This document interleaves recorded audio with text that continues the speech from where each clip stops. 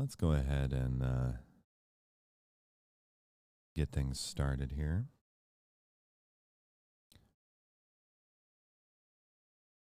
Hello. How's it going? I hope you all are doing well. I'm going to adjust the size of the chat box a bit. Hello. How's it going? It's good to see you. Hello, Tori. Is the music too loud? Is the sidechain compression working? Thank you so much for the subs, both of you. I hope you're doing well. I'm still under the weather. I have a cold. It's not COVID, but it's, you know, it's there.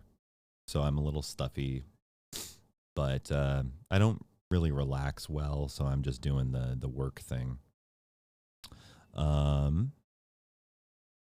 So yeah, hopefully you guys can hear me pretty well, because I'm a little paranoid. I'm also going to adjust myself there.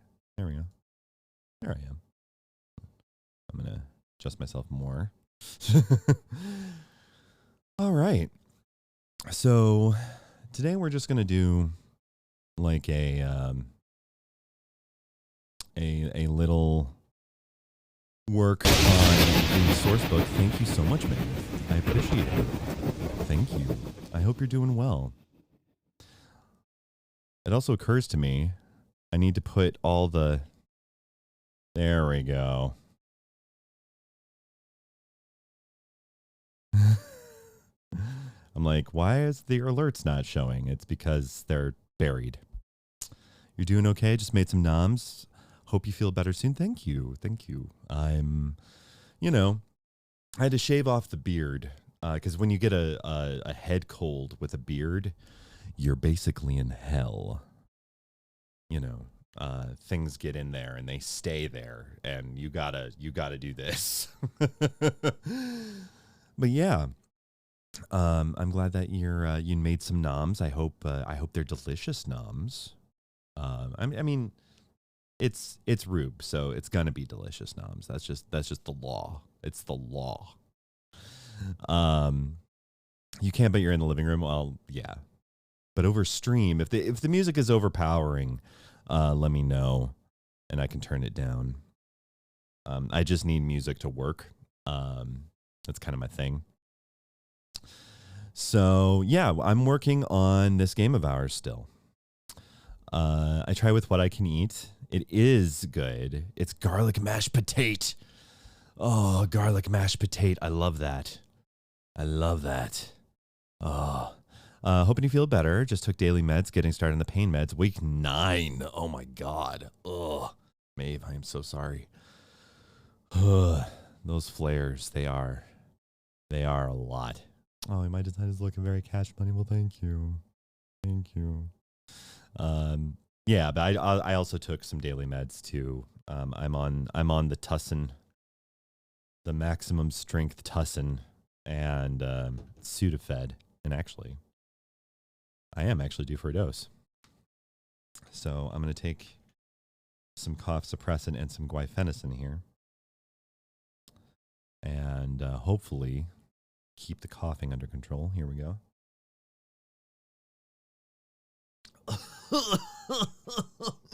No. Yeah, that's the good stuff, you can tell. Because, it's like getting punched in the tongue by a methed up cherry. Mm. Oh, yeah. Combine it with coffee. That's a great idea, Jeff. Oh, my God. So, but yeah, no, we're just having a little chill hangout, despite me, you know, having to taste that. You know, we got a little Kamasi Washington going on here, and I've always been a fan of Kamasi Washington. It's good stuff. Yoda, thank you so much for the sub. It's been 22 months, almost 2 years. You'll be weird. You know what? I embrace your weird. Embrace it. I love your weird. Like I always found your weird beautiful, Yoda. Thank you so much for stopping in and saying hi. I'm under the weather. I have a cold. It's not COVID. It's just regular old garden variety.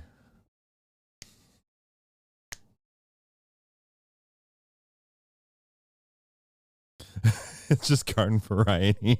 Garden variety cold stuff.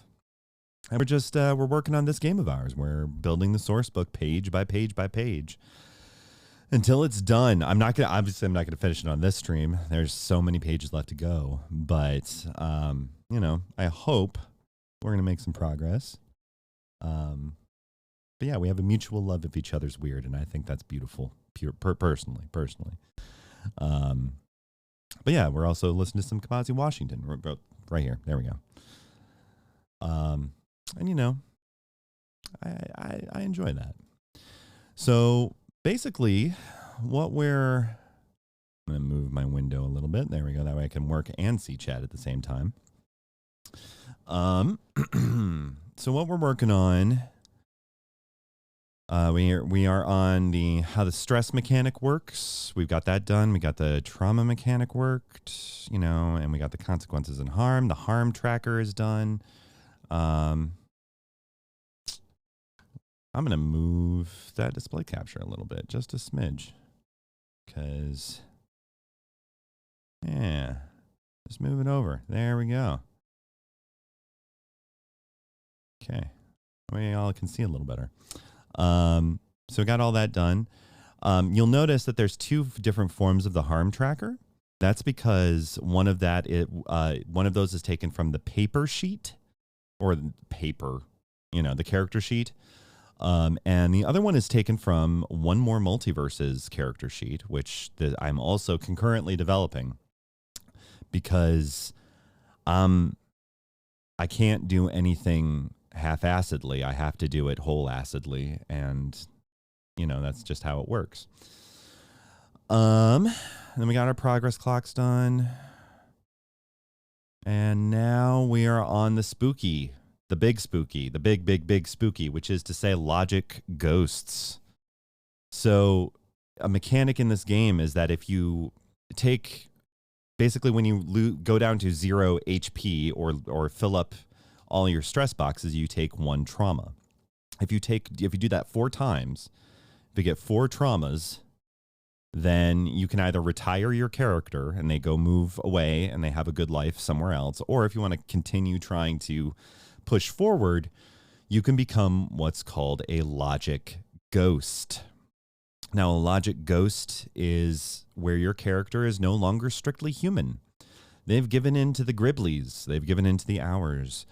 Hence why I put the Stephen King, Judd Crandall, Fred Gwynn quote here. Sometimes dad is better. Like, that's what it opens with. And the idea behind it is like, sort of a Magnus Archives avatar. Like Jane, if you've listened to the Magnus Archives, like a Jane Prentice or a Helen or a Michael Crew, someone who, yeah, they're ostensibly human looking somewhat, kind of, most of the time. And they can be both helping out, but also not helping out. And you're kind of straddling that line between being a monster and being a human. Only 4. I feel like an OP logic ghost. I mean, yeah, translating actual mental health into the system. Yeah, a Jude Perry, possibly. Exactly. Hello, Skillsy. Yeah, the traumas here, like, I take them from Blades in the Dark, because this is Forged in the Dark. So, like, you got Stone Cold, which does not involve you coming in on a 4-wheeler with beers, right? And just popping open the beers and saying, because Stone Cold said so. It just means you're no longer responsive to emotional appeals. So if you get like 4 of these conditions, right? Nostalgia, obsessed, twitchy, reckless, yearning, volatile, sadistic, that kind of thing. It would be badass, but it would kind of be a different tone, I think. It'd be a very different tone. Also, thank you so much for the hype train. I appreciate it. I got a nice little level 1 hype train. It's just good. It's just good. It could mean that, though. It could mean that. That's true. So yeah, you can become a logic ghost, and it's generally seen as an advanced role-playing exercise. So you want to make sure everyone at the table is super comfy. You want to make sure that no consent lines are being violated or anything like that. So as long as everyone's cool with it, you then roll 1 die or 2 die, and then you become one of these things. You know, depending on what you roll. If you roll a 2, you become a twin axiom logic ghost, and if you roll a 7, you become consumption's regress, and so on and so forth. Right. So what I'm doing is going through and detailing what all these mean. And we've gotten 1 through 6 done. We've got, Yearning's Razor, Twin Axiom, Rumor Vector. We have little pictures for them too. You know, and you start out with an initial condition. And the idea here is that, much like with traumas, you start out with an initial condition. That's your monstrous condition. So you've changed somehow, physically, emotionally, spiritually, what have you. And if you fail certain resistance tests as you're going forward, you'll gain more monstrous conditions. If you get 4 monstrous conditions, the character is either forcibly retired, they become like a cryptid out in the woods or whatever, or they become a new infection thesis for the party to fight against. So it's a very high risk. You get more supernatural power to possibly fight things, but you also are a supernatural power and you can succumb to that. So it's a very, tightrope walking kind of deal. So yeah, we've got all of these. And right now I think we're working on consumption's regress. Yeah, that's what we're working on. Thanks, Rube. Thanks, Rube. I try. Yeah, Big O knows vibes. Like, you're basically trying to, still fight against evil, but at the same time knowing that you are comprised of that same thing you're fighting against. So consumption's regress. That's. Thank you, Rube. Thank you, Rube. Do not perceive. No you. Gay no reverse. So consumption's regress. It's what's called the venom of envy, 7th to seethe. And so the scope of the powers here, this is not for this one. That's a placeholder text to sort of get that done. But the initial condition you get is that the character ceases to be satisfied, period, by anything. The character has a continual compulsion to consume in some way. This can be knowledge. This could be desirous. This could be sustenance. It could be, whatever the player thinks of. If they get more monstrous conditions, it could be something like the character's jaw is now dislodged like a snake's, or slight burnished scales appear on the neck, cheeks, and arms, or the gaze of the character now has a chance to paralyze someone, or the knees now bend backwards like a horse, or the sound of the character's voice causes nausea or disorientation. Something like that. So, and if you see me looking down over here, it's because I have my iPad with the OG, the Alpha 3. This is Alpha 4. And this is where a lot of the text is also coming from, but I'm also editing it as I'm going. So I need the powers. Okay, I'm on the right page. Okay, so first power is, and if you all have ideas for powers, I'm open to them. I can't guarantee they'll make them in, but I'm more than happy to hear them out. The ability to consume or secrete poisons or toxins. I love how cheerful this music is. It's like very hopeful, very cheerful, and it's like, yeah, everything's gonna be okay. Everything's good. Everything's good. Yeah, strong Goblin King energy. Yeah, absolutely. Absolutely. Yeah, it's very on brand. It's very hopeful, and we're talking about horrific things. That's me. Hope and horror all the time. Let's see. The ability to command or summon. Wow. Command or summon a collection. I don't know why I put this. Chanting snakes. The snakes gotta chant. It's not enough that they're snakes. It's not enough that you summon snakes. That's garden variety. That's minor leagues. All right? We're not in the minor leagues here. We're in the majors. And being in the majors means that the snakes got to chant.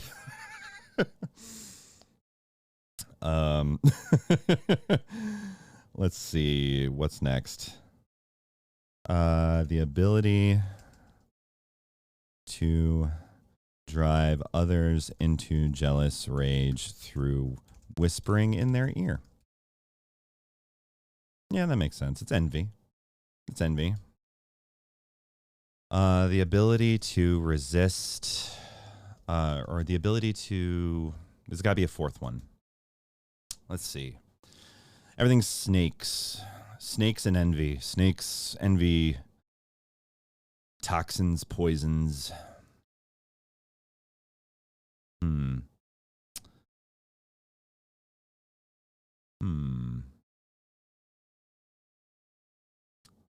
The ability to...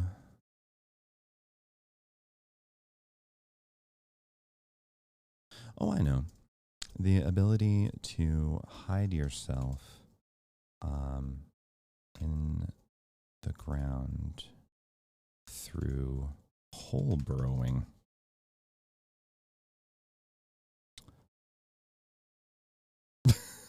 Janelle Monáe, everybody.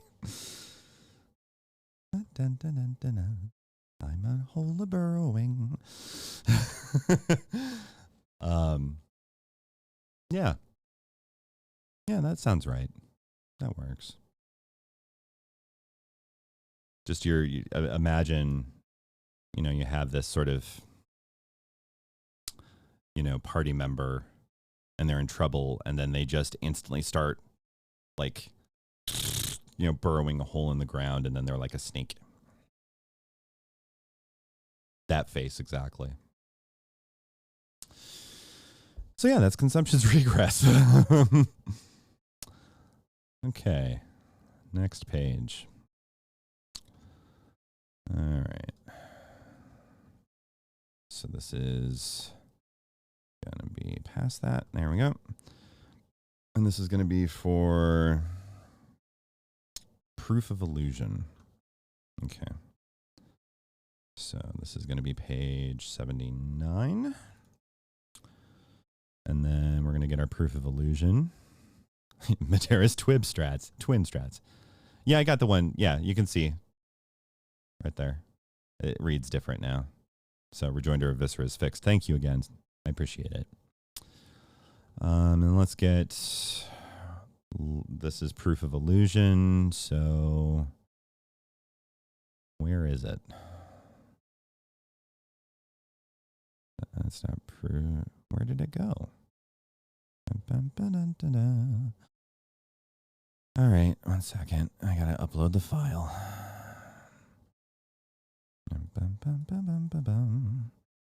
Come on. Oh, we're very confused now. All right, there we go. Okay, photos. So many photos.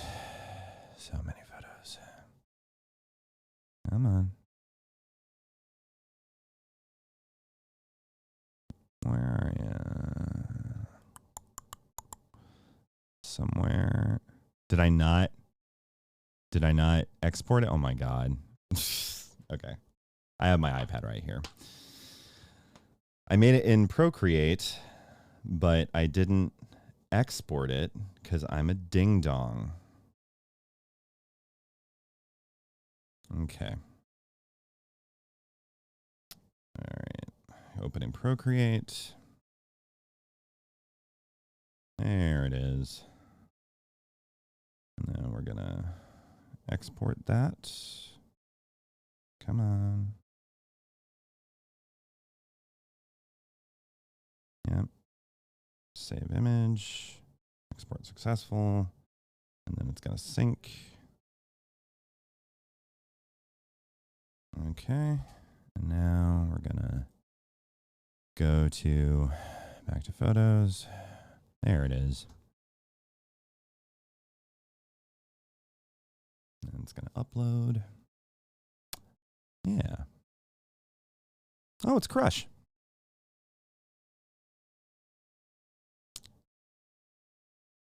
This track was composed and performed by Crushwax, 1984, a member of our community. There we go.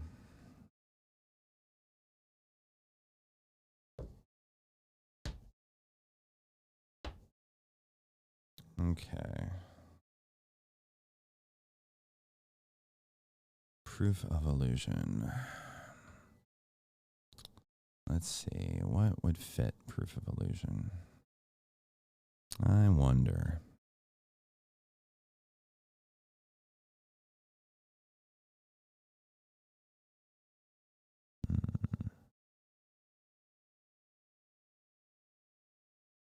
Yeah, we'll use that one.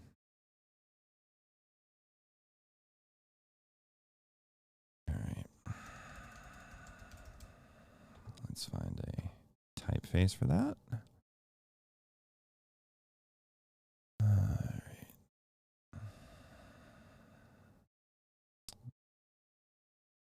We'll go with the serif.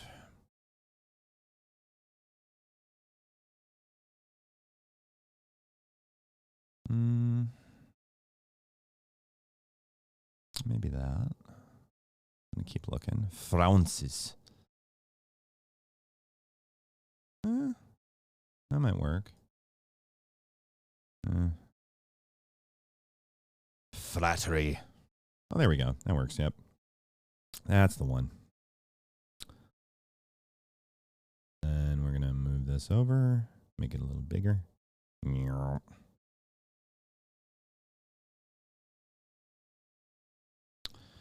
All right. And now we're going to go ahead. And this one, what is this one about? Okay, shadow, mirror, half light. Okay.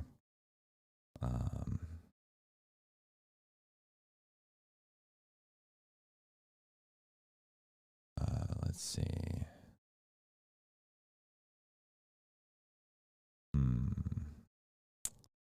The shadow.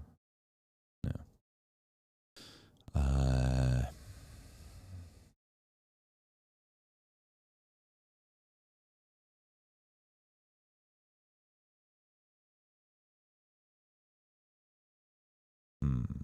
Venom of envy, the rage of silent flesh, the greed of entropy, the shadows of glass. Hello, Chris. How's it going? We're just working while under the weather. You know, we're just kind of working on the source book here, getting some of the gribblies down, listening to some music while we're doing so. And yeah, I hope you're doing well. I hope everything is good and that, you know, everything's going well. You're staying warm. You know, it's 40 over here in Michigan, and that's actually like balmy weather. I'm pretty thrilled about that. So, but yeah, we're working on gribblies that the players can turn into, should they choose. Which, you know, they don't have to. See here, the chat. Hello, Chaos Bean. How's it going? It's good to see you. We're working on the source book for the TTRPG I've been developing for freaking forever. And we're on the Gribbly section. Players can turn into these if they do some certain things. I hope you're doing well, Besson. Pretty good. It's thankfully 72. It's 72 over there? Wow. All right. Not too bad, but your nose is running. I feel you on the nose running. I have a cold. It's not COVID, but it's still kicking my ass a little. It's been a week, but I'm all right. I'm sorry it's been a week. I hope next week is easier and doesn't repeat what made this week hard. My week, I've also had a week. We're out here struggling. We're out here chugging, but despite all the setbacks, here we are. We're doing our best. We're doing our best. I wore green. I just realized that I wore green when my matte color is green. I think things ahead. It's okay though. Let's see here. The shadowed flog. Yeah, sure. 8th.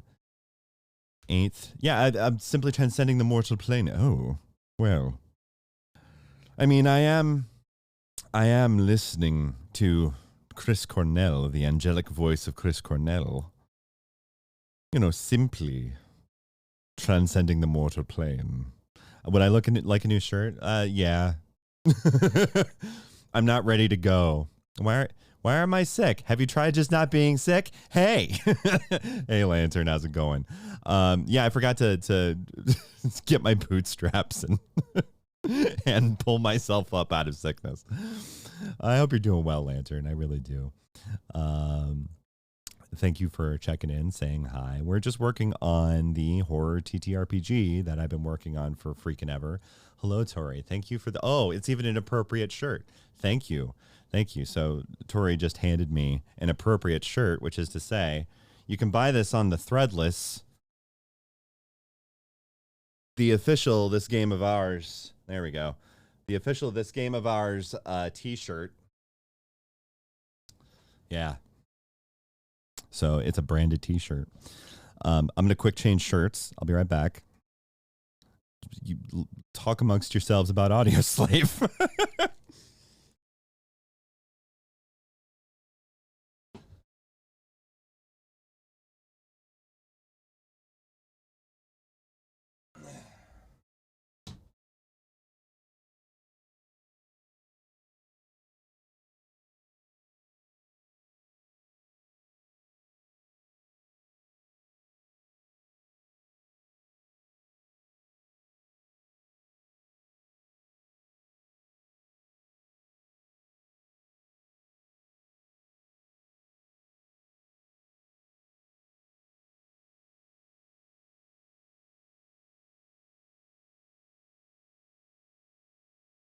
Okay.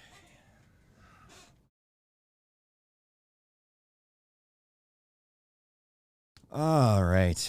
There we go. Changing our shirt here. Wheels, if I just tried walking hard. Oh my God. No. No, not this. Yeah. I mean, neoliberal logics of ability are a hell of a thing. They're a hell of a thing. And the really kind of sad part is that there are folks who actually do believe that, right? I mean, we've met them,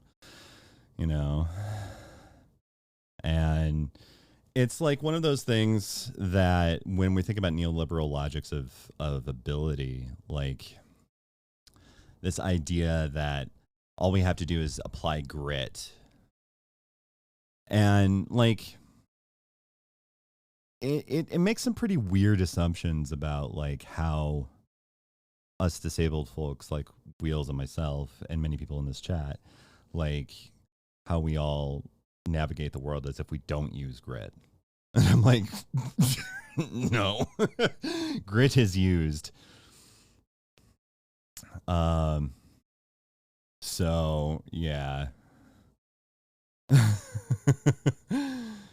It's like the motivational speakers run before you can. Oh my God. Yeah. It's how do you know people are grifting otherwise? Because yeah, disability is always a grift, right? We're all just grifting. That's what we're doing. And what's funny is that like after a while you begin to just sort of grift, like do different grifts than the ones they expect, and they don't even catch it. Lantern, yeah, like we all know that all my mental problems, all stuff I have chosen to have because it makes me sound cool. And yeah, that's right. That's right. Mental illness is just an aesthetic, isn't it? God, barfaroni. The amount of times I've heard the "Go grab your life. You only have one. Get what you want." Me, haha, cool, cool, ha, ha, cool, cool. Yeah. That whole like, okay, it's like a crunchy fucking thing, because like when we're like, is there like room to talk about the ways that we can like show effort in our lives and that kind of thing, and like improve ourselves in particular ways? Yes. But it's not according to a neoliberal logic, and it's not according to a neoliberal like time clock. Like there's a reason why we have such a thing as crip time, right? So like the time clock is going to work very differently. And actually this does, believe it or not, I'm still talking about the TTRPG. Like this is actually deeply relevant, because the antagonist cosmic evil forces of my little universe here are called the Hours. They look like plague doctors. That's why everything's a plague doctor, because it's part of the brand, right? Their time. Each one corresponds to an hour of clock time, and clock time is a peculiar construct that is really recent in human history. Like it's part of colonial occupation, domination, right?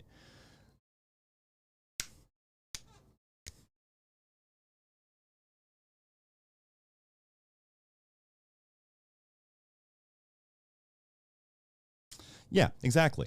That's one of them. That's Walter. Don't worry about it. So, but yeah, like, oh, you're referring to the motivational speakers and neo-lib logic. Oh yeah, no, that's totally a grift. It's totally a grift. Hello, Karita.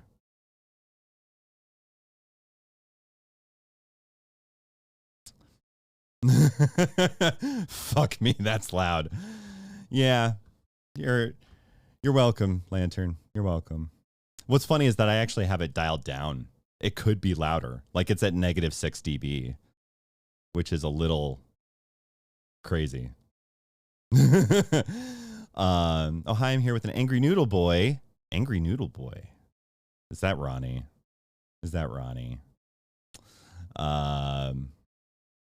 And of course, all of us love you very much. So there we go. You don't have your volume up, so all you heard was sudden silence and snapping. I mean, look, that's how it goes.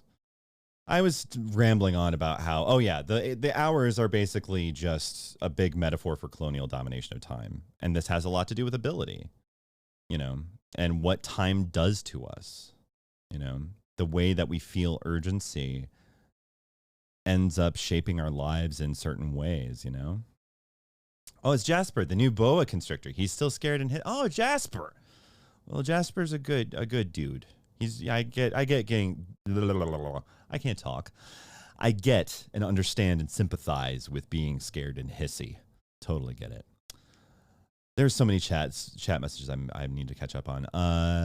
Bootstraps thing is my favorite thing about the snowflake thing. They're used as insults by precisely the people they were dunking on to begin with. The irony. Irony. Stares at the Ableds like in The Office. Yes, same. We can't flourish in the game they built, says Skillsy. They call us broken, but when's the last time you saw a fish climb a tree? Would we expect a squirrel to live like a clam? Yeah, exactly. Yeah. Like, I'm weird when it comes to, like, the way that my disability manifests, right? Like, there's a lot of weird-ass things that I do to mask where the ability gaps are. Like, here's a really good example. Also, hello, Omega. Hello. You're great. This is a reminder that you're great. Okay. Jughead voice. I'm weird. But like the way that I when I go out, you know, I have a very invisible disability. Like, you know, when it's not clear that I have aphasia if I'm prepared. You know, it's not clear that one of my big problems is ostension. So ostension, which is spelled OSTENSION, is pointing. Like I can't track pointing very well, or like that thing, like anaphora. You know, go get that thing in the corner. I don't know what thing you're talking about. You know, and that's just, you know, some small low stakes stuff, but like it's all cognitive processing stuff. You know, it's not immediately apparent to people that I'm disabled. So like it's a strange place to be in. You know, it's a strange place to be in. Oh, got a whole bunch of regimes. Thank you, Omega. Hydration, posture, big stretch. Give myself a compliment. I'm being brave and talking about my disability on stream. And I think that's brave. So there we go. We're also working on the TTRPG. You got an ad? I'm sorry. It's okay. We're still here. I promise.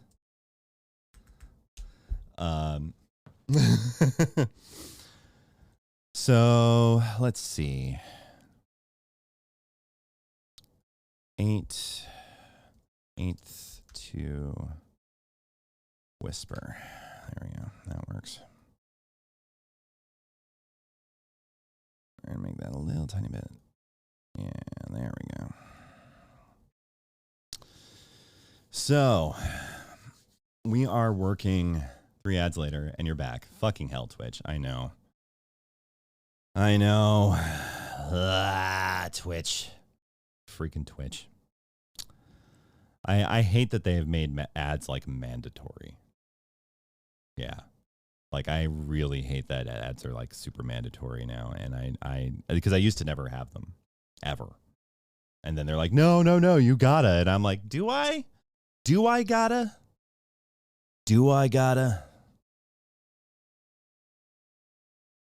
Yeah, that's twitching. Fucking ad, dude. Exactly. But welcome back, everyone, from the ad break. I wish that there was like some kind of window that told me when it was going to happen. Like, that would be nice. You're in the late stages of Bloodborne. Oh, you beat Rom. Congratulations. And the difficulty spikes for the last time. Yeah. Oh, I remember that section. Yeah, that is... that's a huge pain. That's a very painful part of the game. You have my salute. Absolutely. There is, but it's in that online manager nobody uses. Well, damn, now I'm going to use it because I want to know when the ads happen. Okay. There we go. We're going to make this window much smaller. Welcome to Dog Crows. Yeah. Basically, welcome to Dog Crows, and I'm very sorry that you're in the Dog Crow space. All right, so let's see. Usually happens on the half hours. At least that's how bigger people go for it. Yeah, I have to actually look. All right, hang in there. Loading activity. Okay, I don't need a stream preview. Yes, thank you for reminding me for the umpteenth time. Okay, I see a timer now. Okay. All right. So we have 30 minutes before and counting before the next pre-roll. Gonna run to the store to pick up your sister's birthday gift. Excellent. Okay. Happy birthday to your sister, Ormiga. And I hope that that everything goes well. And I think I hear Tori yelling at my cat. Who is a jerk. And brother. Oh, they twins. Aw. That's wonderful. You can also go in and lower the ad frequency to the lowest because the default now is every 30 minutes. Oh my God, that is wild. Yeah, let me do that. See, this is what happens when you like don't stream for a while and then they change things up. And you're like, wait, why am I torturing my viewers with ads? All right, let's see. Wait, can I turn this on? Off? Can I? Okay. I think. All right. Enable stream display ads. What the fuck is that? No, I don't need to I'm not getting ad revenue anyway. Y'all need to calm down. Okay. All right. So now hopefully ads will be off, but we'll see. We'll see. Sorry, I leaned forward to fold a shirt and he put himself between me and the back of the couch. So as soon as I sit back up, he's right behind me and not wanting me. Yeah, that's him. That's Finn. He was humming and hissing at me like I put him there. Yep, that's Finn. I still contend that the joy of Bloodborne specifically has nothing to do with overcoming bosses, but unlocking shortcuts so that the game doesn't get tiresome. That's one way to look at it. I could see that. I could see that. Absolutely. So, yeah. All right. Oh yeah, I'm writing, aren't I? I'm supposed to be writing this source book. The initial condition. The initial condition is that the character can now only be half perceived in shadows, mirrors, and other unrevealed spaces. Well, just shadows and mirrors is probably fine.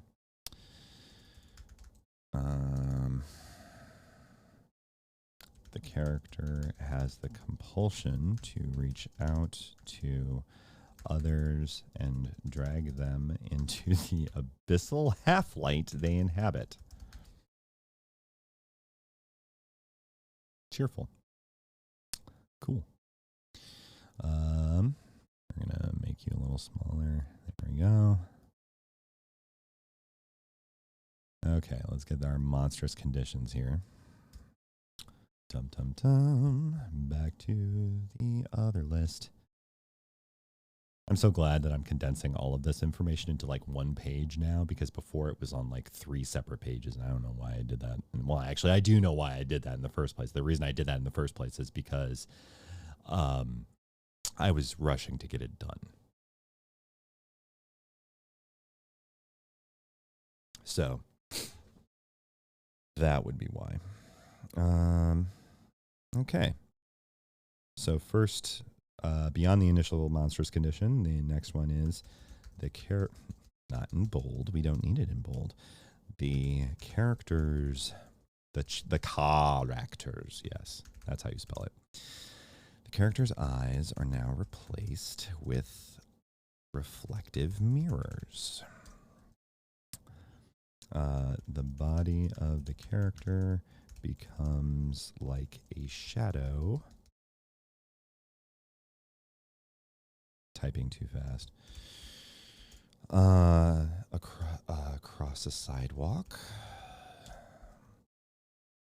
The character appears. Ooh. Wow. All right, Jeff. Calm down. As a version of themselves covered in tiny holes. Their voice always sounds like it's directly whispering in your ear. Wonderful. All right.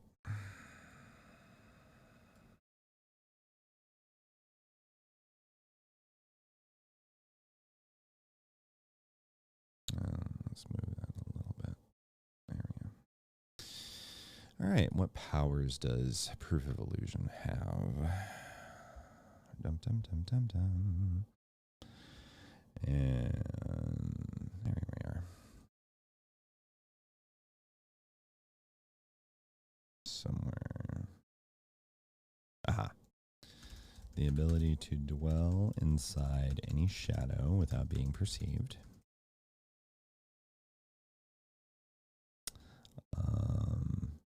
The ability to communicate across extreme distances. as if they were next to you. The ability to manipulate mirrors to display anything the character wishes.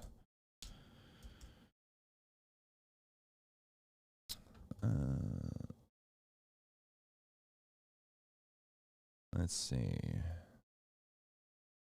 There we go. We're going to move you back over here. There we go. And let's see. The ability to...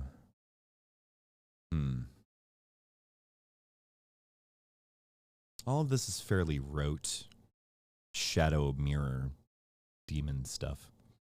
So we gotta find our chanting snakes, you know, our major league weird bullshit.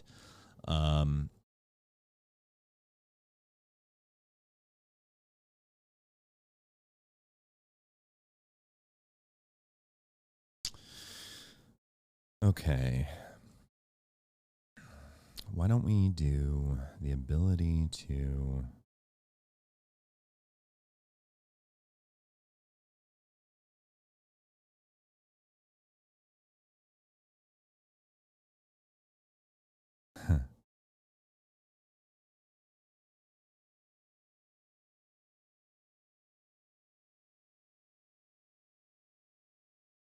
the ability to obscure and mirror other people's pasts to the point where they no longer recognize themselves.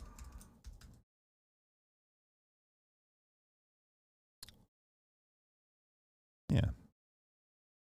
That's nice and upsetting.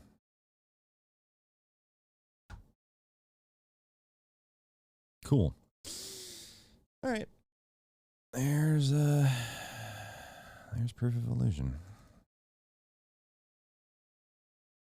Okay.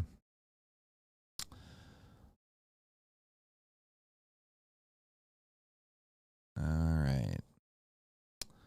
What's next?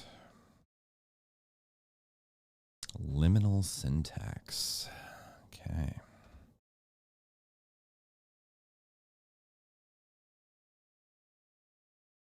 Okay.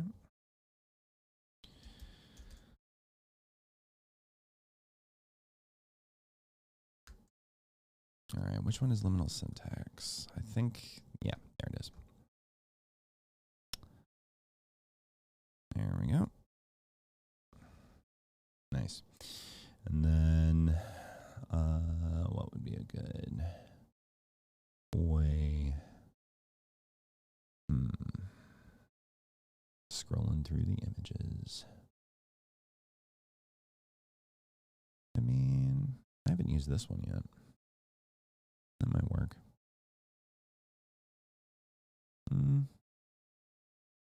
Maybe I'll wait. What about this one?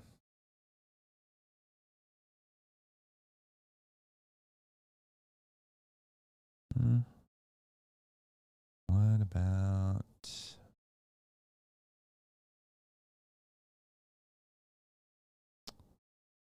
I haven't used that one yet, I don't think. Yeah, there we go. Okay. And let's find ourselves a good typeface. All right. What do we want? Liminal syntax. Liminal syntax. Let's go with modern.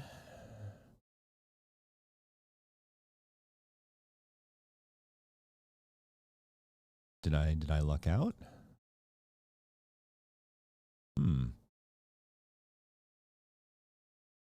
I think I might have lucked out. Ooh. Do I want Prata or do I want Faraz Modern? I like Faraz Modern. It has that I like that touch on the L. The L in that typeface is cool. So we're gonna keep that.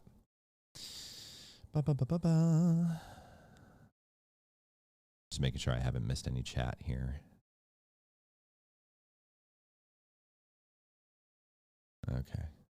Cool. All right. And we are making you bigger. There we go. So I do plan on, once I get this all finished, making an audiobook of this, which sounds a little bonkers to make an audiobook of a TTRPG source book, but I think it can be done. And so I'm hoping to be able to do that. I would like that. That way it's a little more accessible to folks who need that. All right, so liminal syntax. Uncanny Valley. Okay. All right.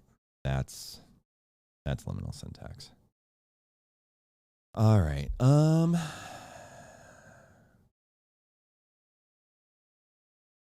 yawning.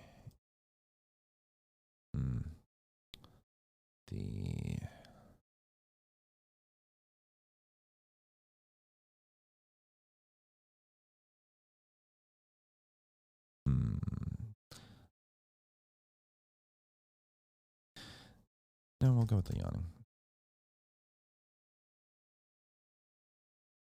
The yawning space between 9th to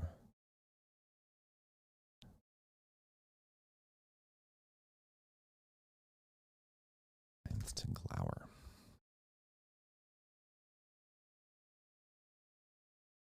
Yeah. There we go. Because, yeah, every single logic ghost, by the way, corresponds to the hour that is its number. So that's why I've been like 8th to whisper, 9th to glower, 7th to seize, 5th to construct, that kind of thing. And they also correspond to certain cards of the Povalia deck itself, too. So, like, you know, Urintide is connected to the first hour, which is also connected to Yearning's Razor, which is the logic ghost of that. But it's like a little continuum. It's a little continuum. All right. Liminal syntax. Initial condition. The character. It's the character? Yeah. The character is the very embodiment of the Uncanny Valley.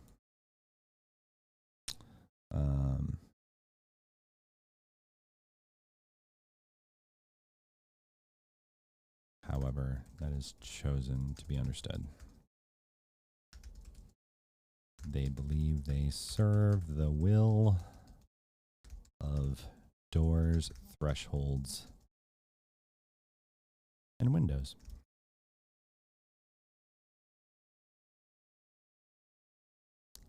Loathing, stable categorization. Cool.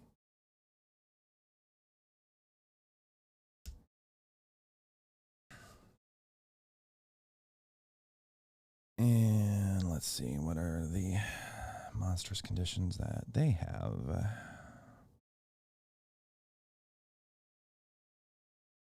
The characters.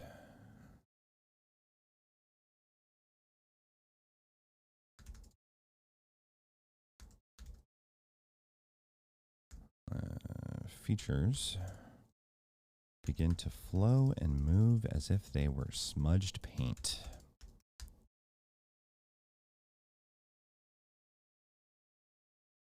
A door appears in the middle of their chest, which opens to terrible vistas. Jesus Christ. Okay. You know, you ever read what you wrote a long time ago and went, damn, calm down. The character randomly vomits geometrical shapes that cause migraines to look at.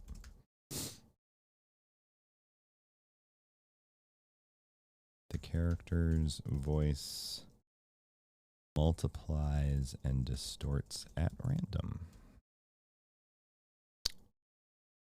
Cool. So yeah, that's liminal syntax as far as the monstrous conditions. What kind of powers do they have again? Yeah, you weren't fucking. Yeah, I'm apparently. I mean, I'm still not. I'm just like, it's been a minute since I've revisited this stuff.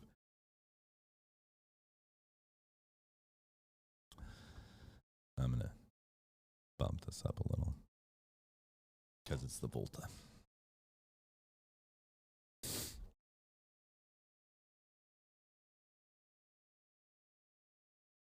All right. So let's look at the basic scope of powers. All right, the ability to do what? Manipulate architectural geometry to limitedly warp space-time. Cool. Seems fine. Ability to displace people into a dimension between worlds for 1 minute. The ability to change their form into a completely nondescript and unmemorable person. Did I spell that wrong? Are you sure? No, you just don't know well, into a completely unmemorable person. We don't need nondescript and unmemorable. That's redundant. And then, yeah, a fourth one. So this seems to be like where a lot of like the old like Mandela catalog, the stranger, you know, I do not know you stuff is. Yeah.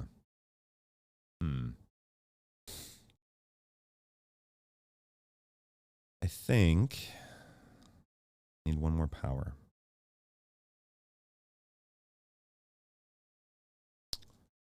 Something.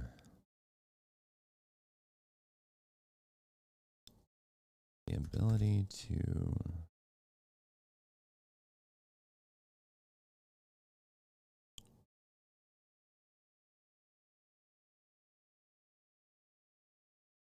create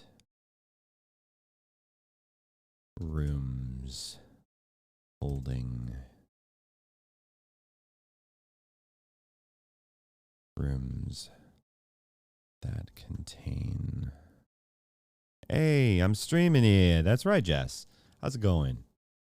I'm working on Tigo. We're on the Logic Ghost section, and I'm working on number 9, liminal syntax, coming up with a new ability. I hope you're doing well, Jess.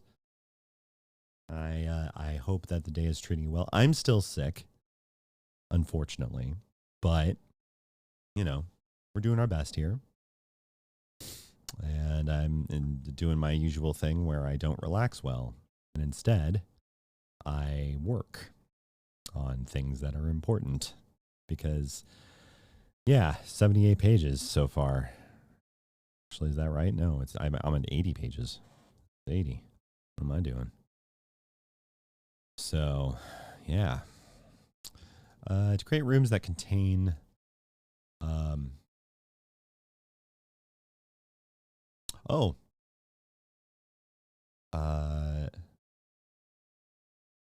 frozen choirs of children who whisper of dark futures to others. There we go. Got it. Found our chanting snakes. Okay, I'm just going.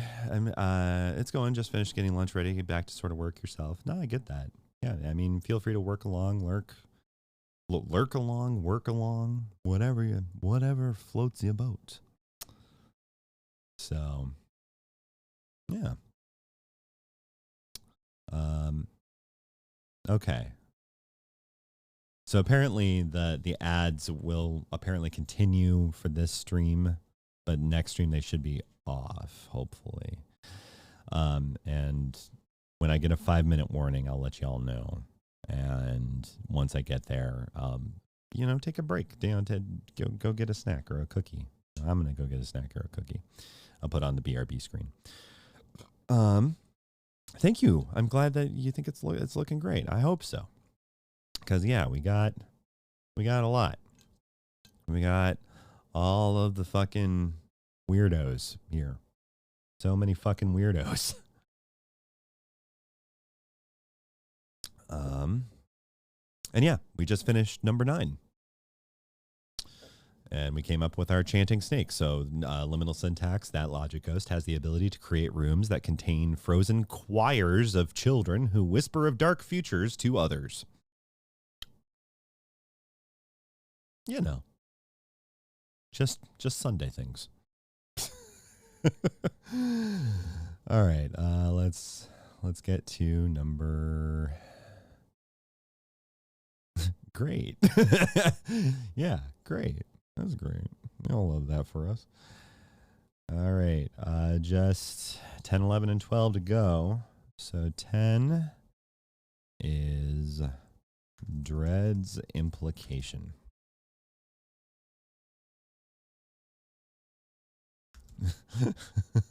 So many fucking. Why do I feel attacked? It's okay. These kind of weirdos. I don't think you're a logic ghost, personally. That's just not your vibe. All right, Dread's implication. Let's go with a vintage font for this one. All right, what do we want?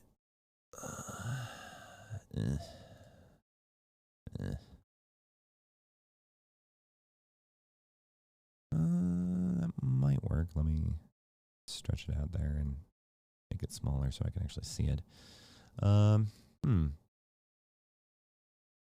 It's a strong contender. What about you?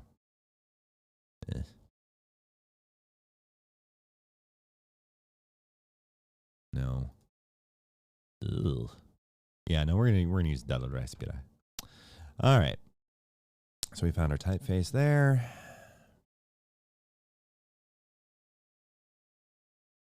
And I can't exactly picture Evely laughing. Logic, yes, like. Is that what you think these guys? They summon chanting snakes. They're not just going logic. Although it'd be funny if they did. It'd be funny.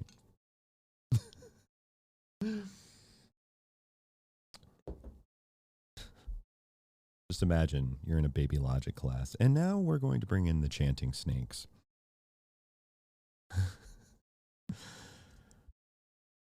What do chanting snakes have to do with critical thinking?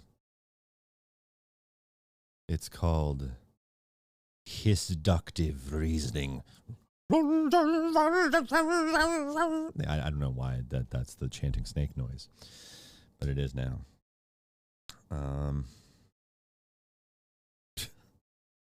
What does Dread's implication do? What is their deal?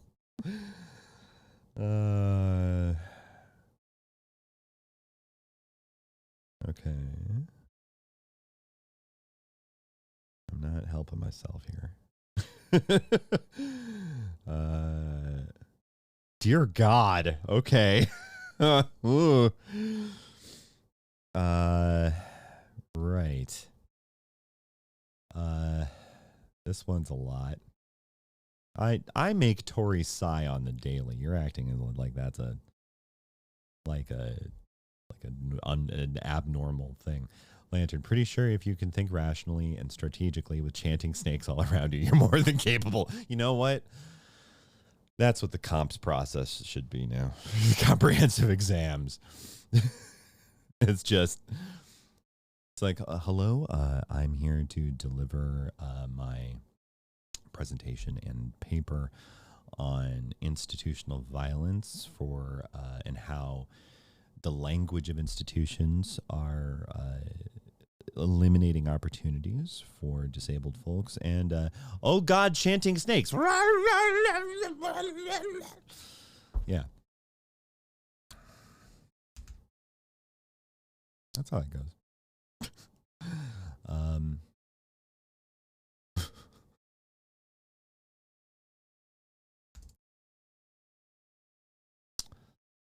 The hive of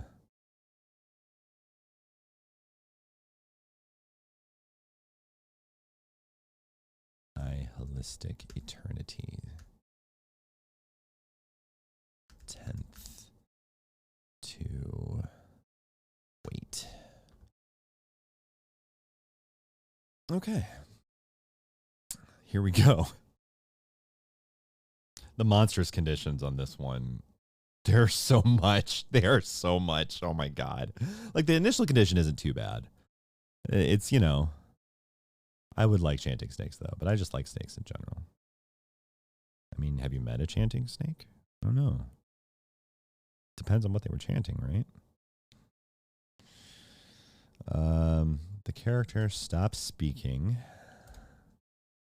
and everywhere they go is filled with an ominous quiet. They are filled, they are compelled to devour and rob the objects around them of sound.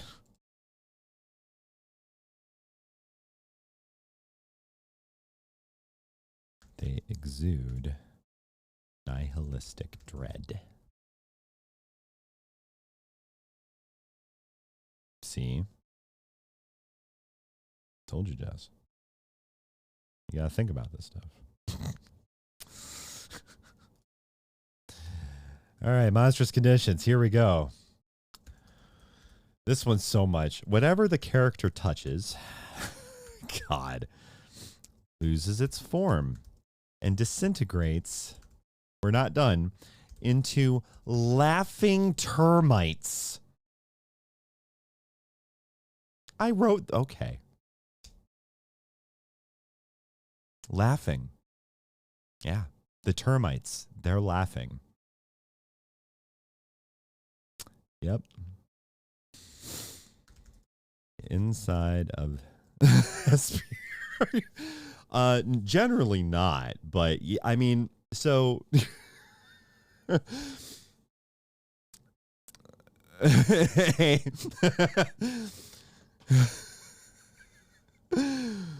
I love Chris like, hey, what? Like a so my brand of horror is kind of high octane. I'm really into like surrealistic and Dada forms of horror.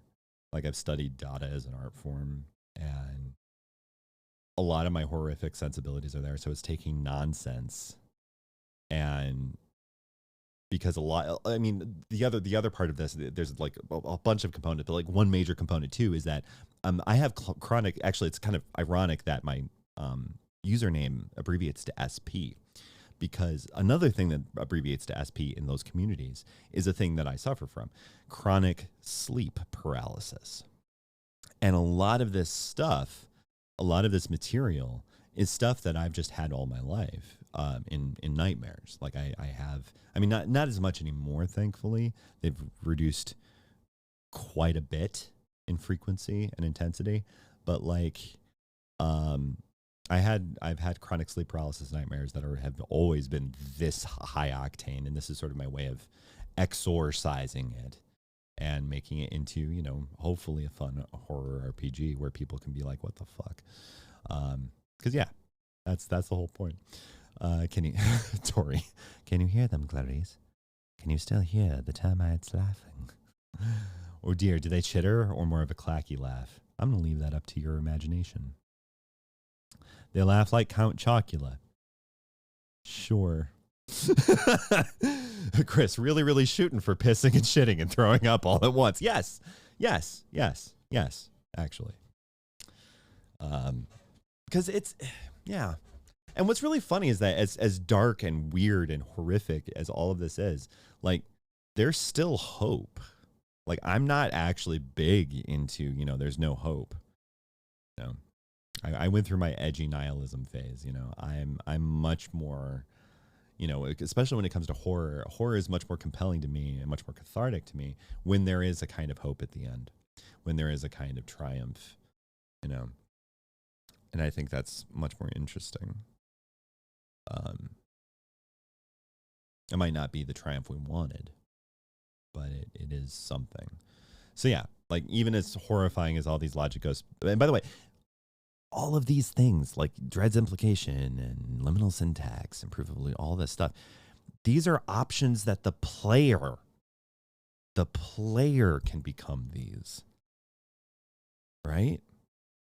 Like the player would become the monster. So you too could play as laughing termites and chanting snakes. Just do so responsibly. You trust what you're making? Well, that's a mistake.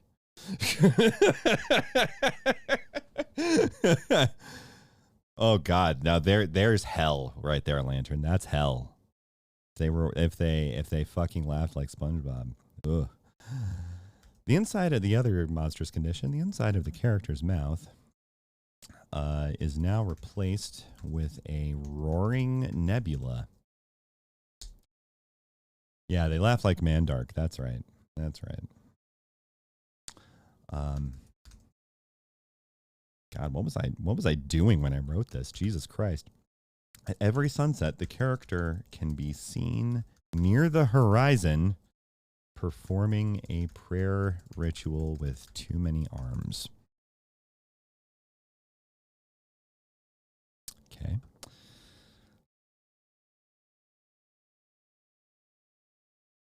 All right. Like you do.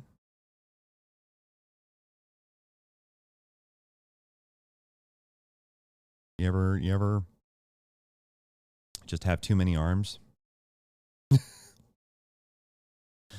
Trust it'll be good. That doesn't mean I don't know you, Tricky. The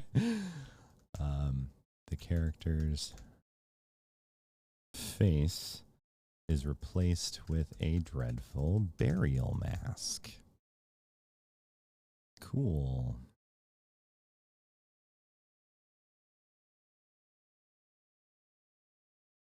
Oh, I didn't put in the new image. I gotta put in that. Dread's implication. It's this one. There we go. I'm gonna have to change the frame for that. Okay. Let's change the frame. Change the frame. All right, here we go.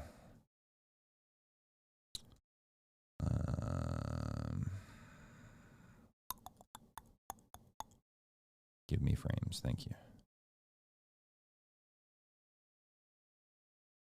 I mean, Skillsy says I can tell you what was going on then. Actually, yeah, I'm trying to remember the headspace I was in when when I was making this that made me go, laughing termites, this is what I need.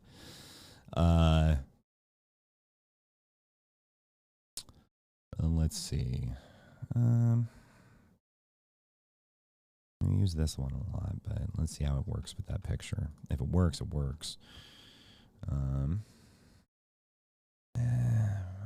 No, doesn't work. Okay.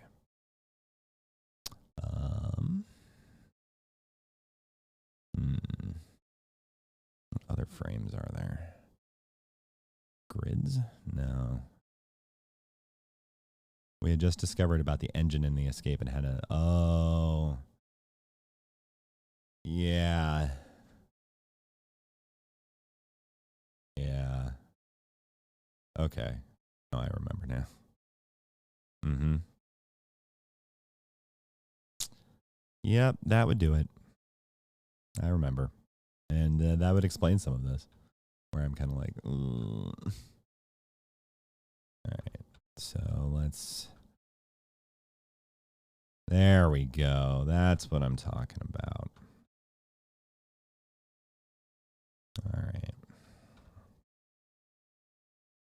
got to have that plague doctor in there. It's like required. You are. If I had brownies to give you, I would give them.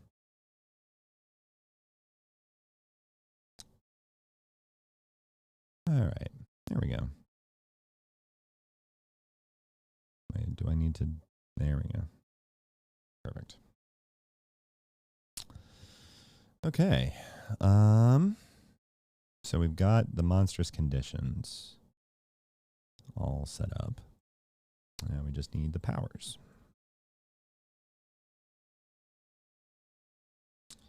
And what is Dread's implication powers?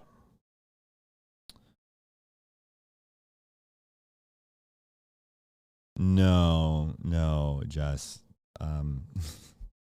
Skillsy rolled an 18 on diplomacy. Yeah.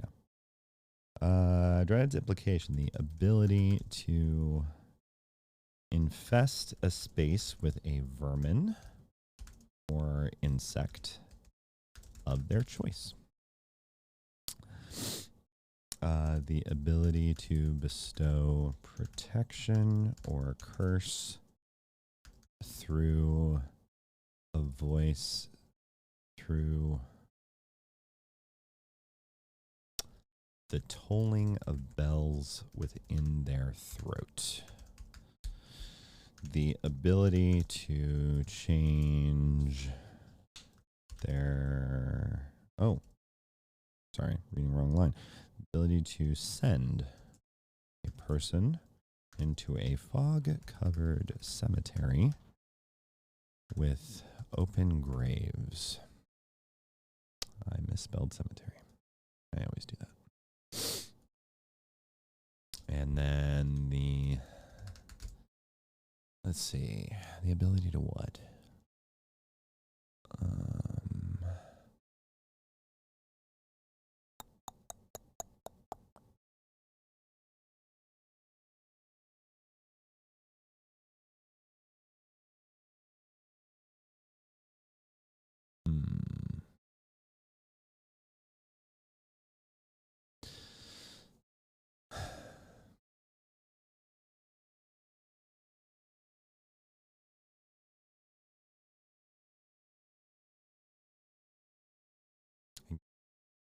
What I have for Abaddon, I'll give you all the brownies. Yeah, we're not talking about anyone who currently is here. You're good. This is a very separate IRL issue that doesn't have anything to do with stream or the people who are currently in my community. So, I hate rooting things in moss. I can't see anything that's going on with this philodendron cutting. I wish I knew more about plants. I truly. Thank you. The ability to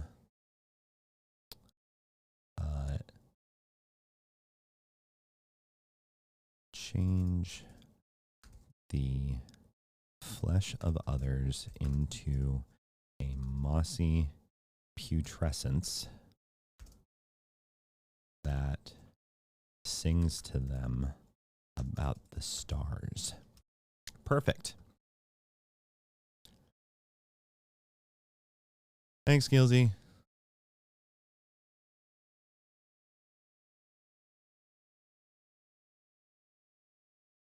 Found my chanting snakes. Okay.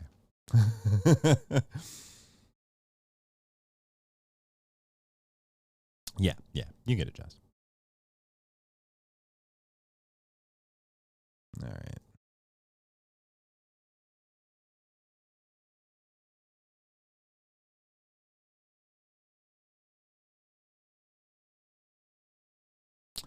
You gave me the inspiration for the new power for Dread's implication, which is the ability to change the flesh of others into a mossy putrescence that sings to them about the stars. Thanks. That's you. Well, no, you're not mossy putrescence, but you helped me come up with that idea by talking about moss. Okay.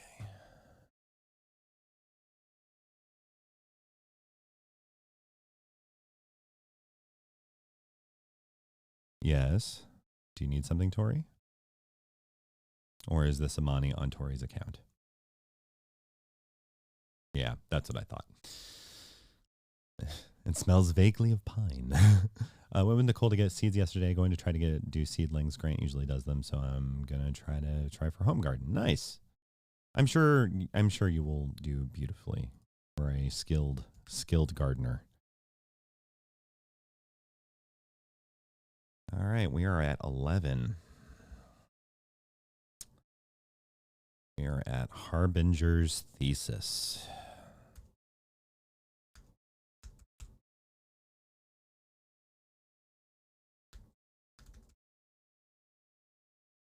Only because I kill things first. Look, sometimes that's how we learn. Through murder.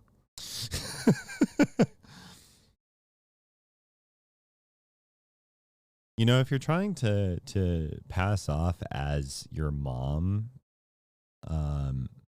then you're gonna need to learn how to imitate the way that she types.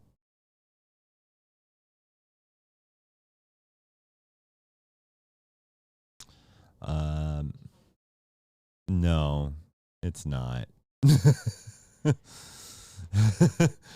Pissed off about grocery costs, so I'm gonna be spiteful and try and actually grow some useful things this year. Nice.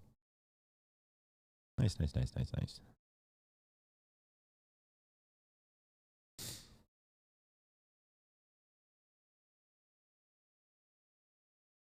All right, let's see what is happening over there. See, again, if you're trying to sell that's actually Tori, you need to actually type and write. Like, see, that's Tori right there. That's Tori. And that does not surprise me whatsoever. There is no surprise happening at all. Our daughter is feral. All right. Okay. Let's look at the initial conditions for Harbinger's thesis.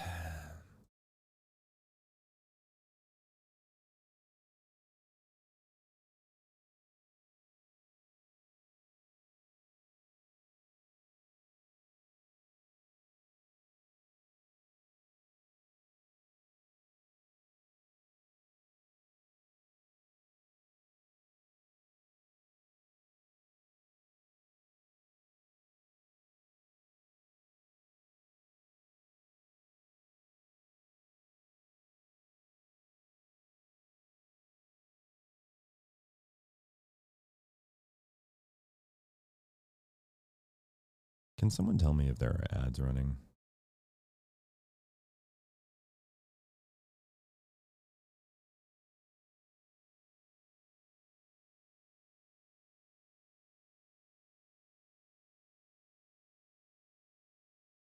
Okay.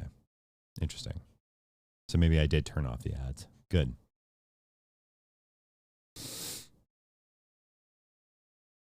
You know, it's kind of funny because I'm sitting here and I'm like, you know, working, trying to get in the mindset. And all I hear from beyond the curtain is this. Stop it. Stop it. Stop it.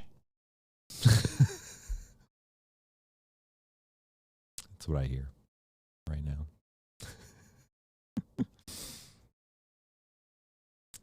My household, everybody. All right. Initial condition.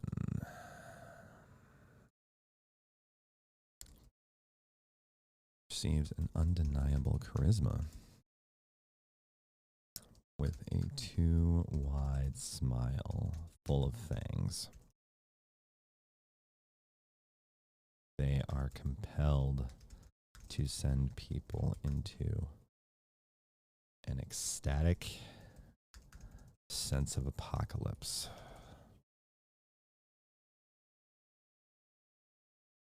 They exude obsession with the end of days.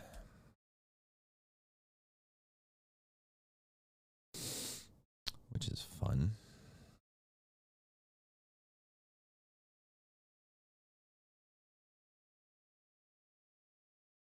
I need like a second feed of just what else is happening in the house whenever you're streaming.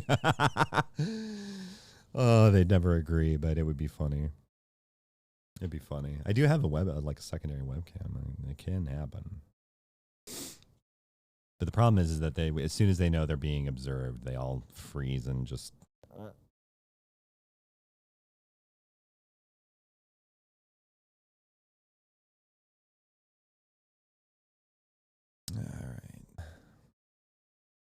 Sounds like beautiful chaos. Yeah, that's basically what it is. Basically what it is. No, you're fine, Tori. You're fine. You're good.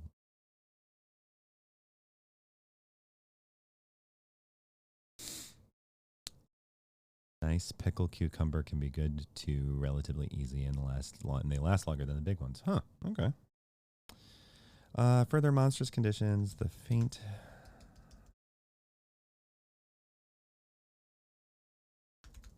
sound of dissonant church. Yeah, exactly. It's fun. You don't need to worry about it. Hymns follows the character around.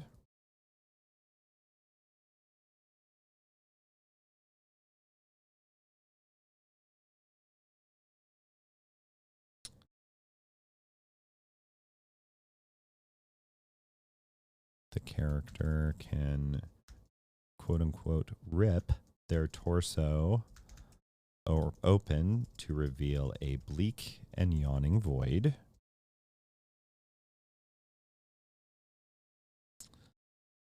The character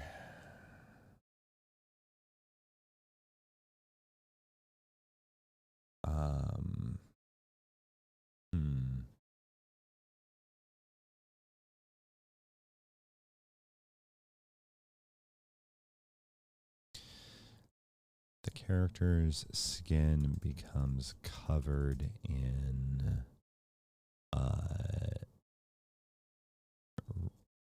forbidden religious verse that drives others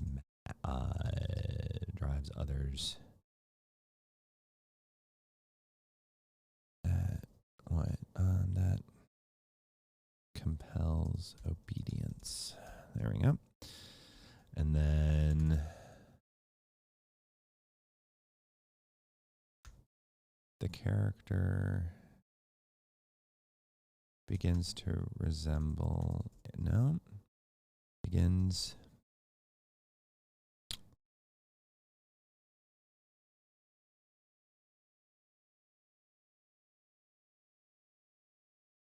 to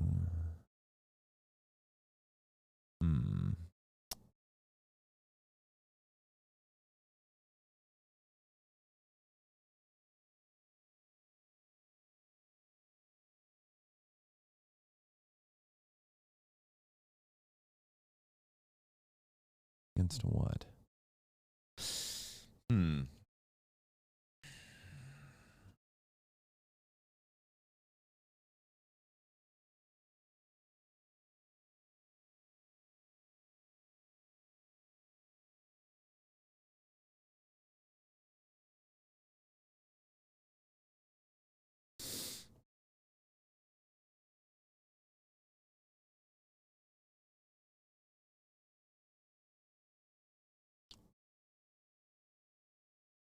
I know.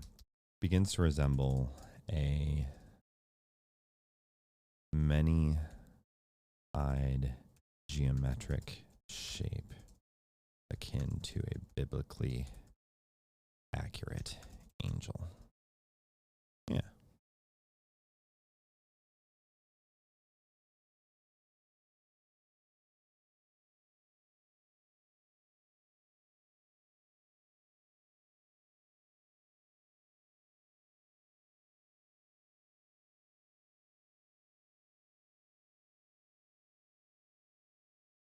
Okay.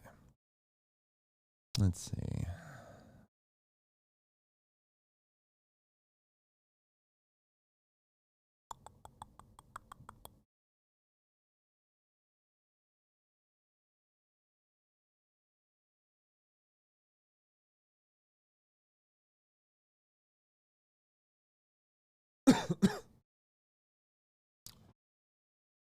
Hmm.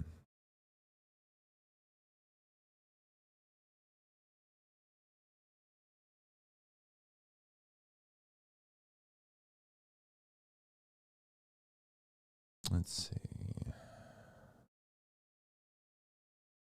Maybe elegant.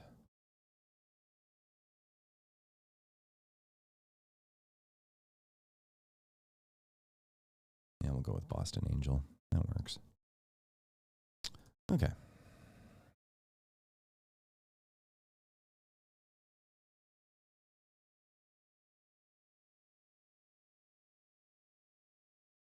Okay. The proclamation.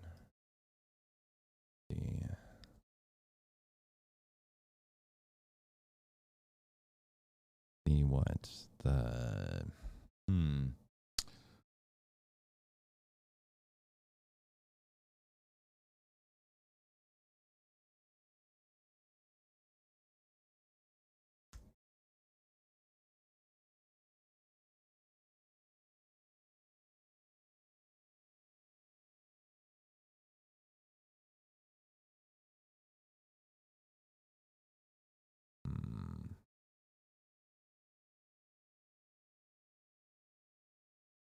the what? The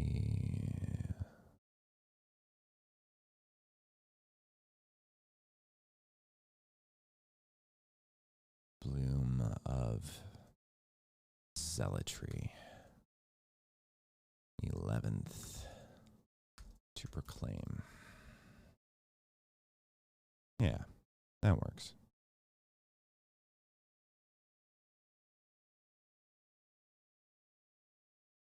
Okay, now we just need powers for Harbinger's thesis here. Yes. What's up? What do you need, daughter?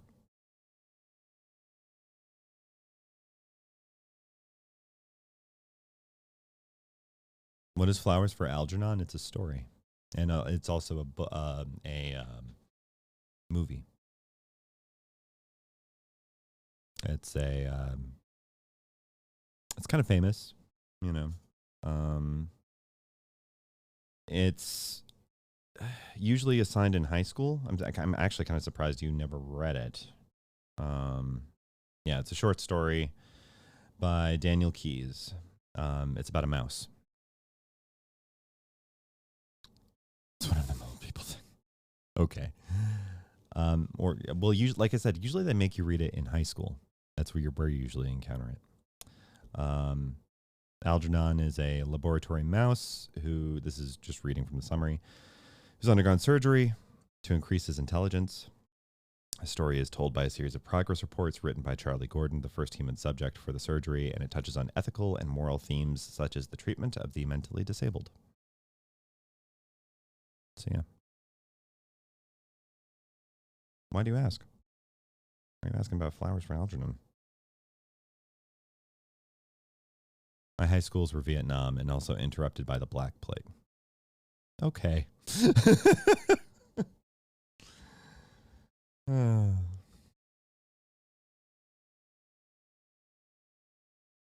Let's see. Ability to influence, shape. I'll just say influence. It was in the library. I've only remembered to ask about it now. Oh, yeah. I mean, if you want to read it, we can talk about it. But it's up to you. Shape others, other people's dreams. The ability to summon a crowd of silent robed figures that move like glitching video footage. We didn't read that in my school either. Black public schools had different classics. Okay, makes sense. If it's read in schools, it's no cools.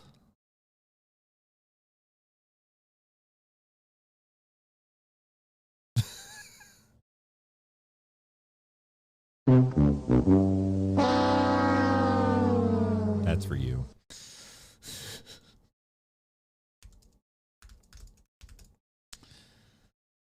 Person, the fulsome and overwhelming.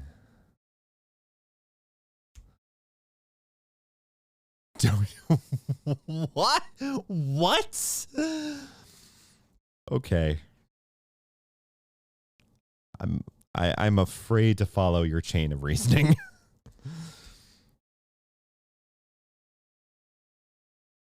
Through touching their temple.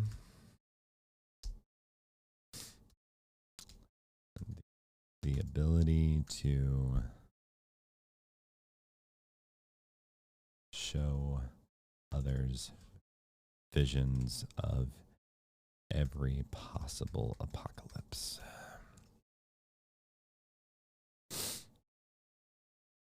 Here we go. There's 11.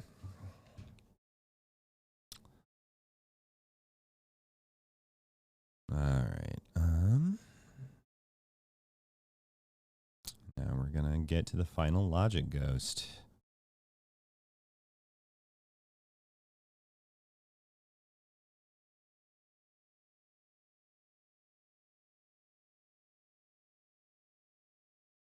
All right. And this one I remember. Jury of Eternity.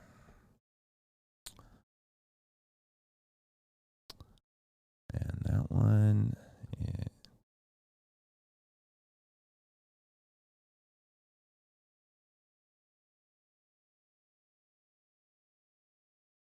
there we go.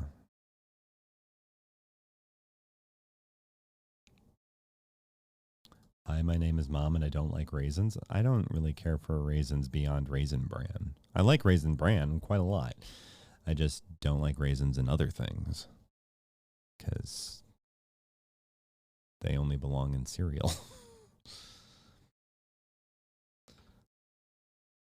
You people need to grow. Oh my God. You're go to bed.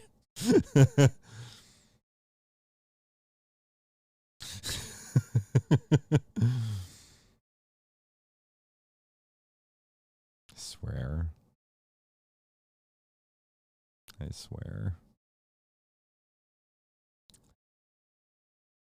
Okay.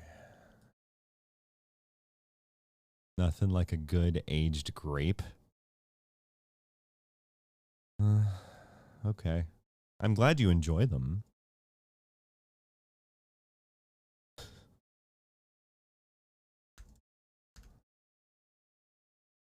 12th to decide.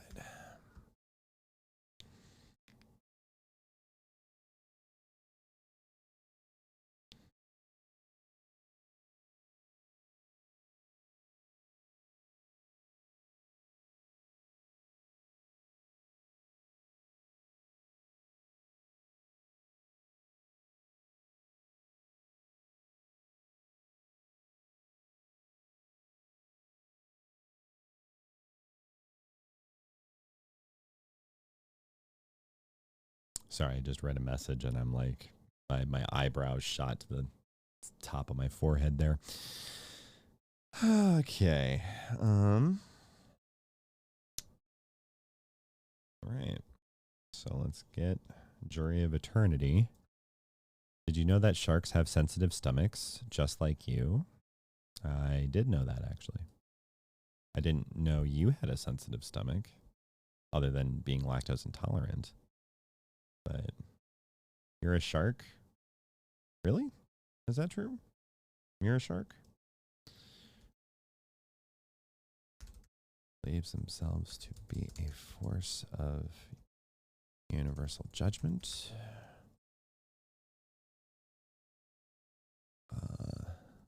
They believe they are compelled to evaluate. You're a blahage. You're a blahage. Blahage. Okay. Yeah, I can buy it. I'll buy that. I'll buy that. They're compelled. I'm not really in the mood for this cover.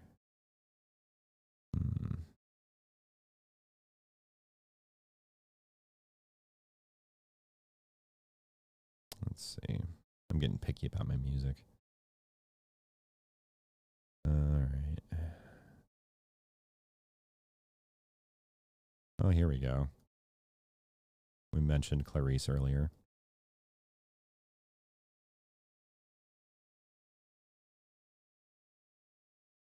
Thank you for coming to my TED Talk. I'm going to do my second run of DAI and cry about Cassandra now being sapphic. Okay. Have fun.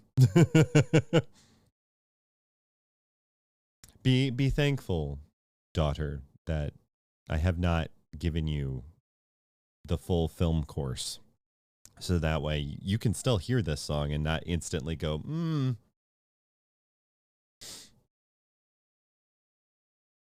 Easy pumpkin recipes? That's wonderful. Jury of Eternity. They're compelled to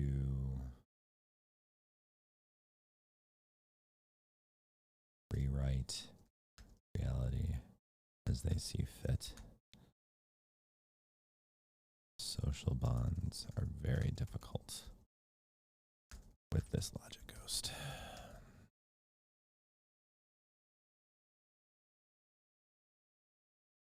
All right, let's get to the monstrous conditions for Jury of Eternity.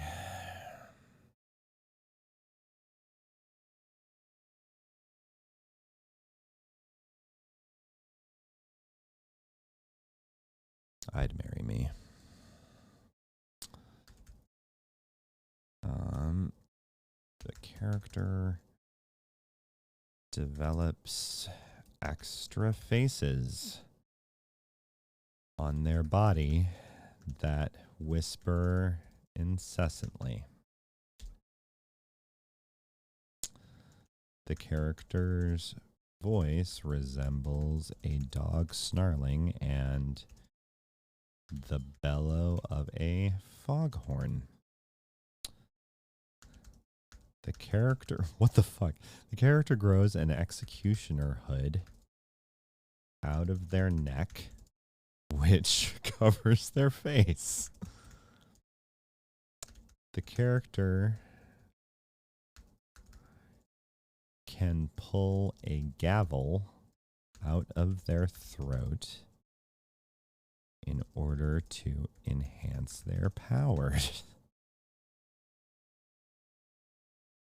Goodbye, horses.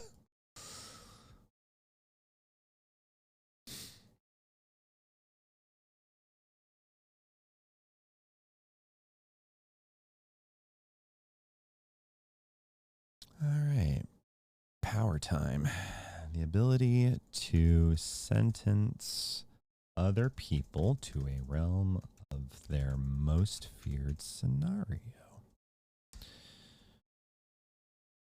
The ability to reset and shape circumstances according to their whim for 30 seconds. I love how, like, I'm sitting here and I'm like detailing these weird, horrific things, and people are like, "Hey, pumpkins are really good." Like, my chat's like, "Yeah, pumpkins, they're tasty." I'm like, this is how it goes. This is my community. And I love you all for it. This is not a complaint. This is absolutely just, I find it very charming. The ability to, you're not a fan of horses? They keep trying to drag you.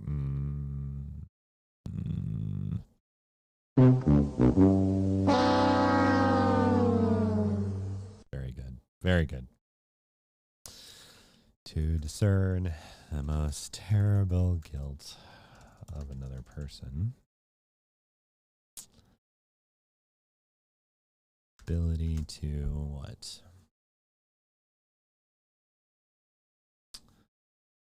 Yeah, you're just a bunch of weird little guys in my chat.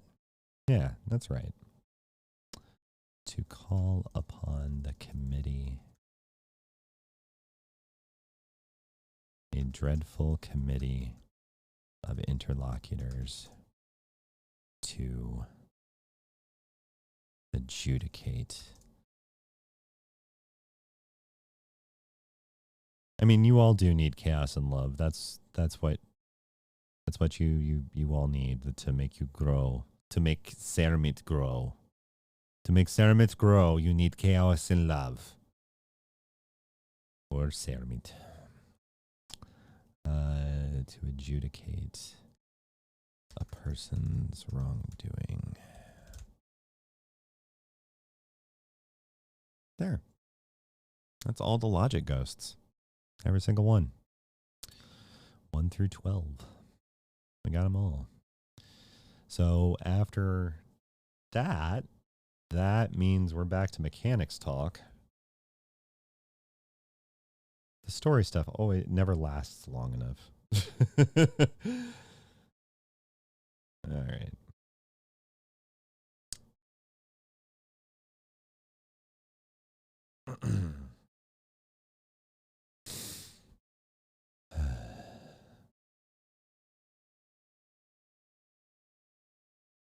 Okay. That's cool. All right.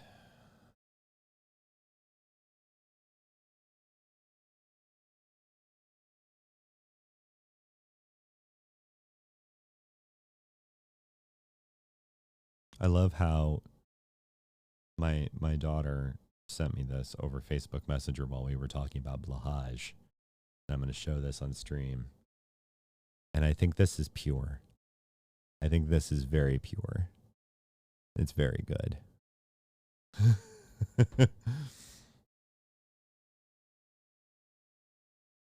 That's A+ right there.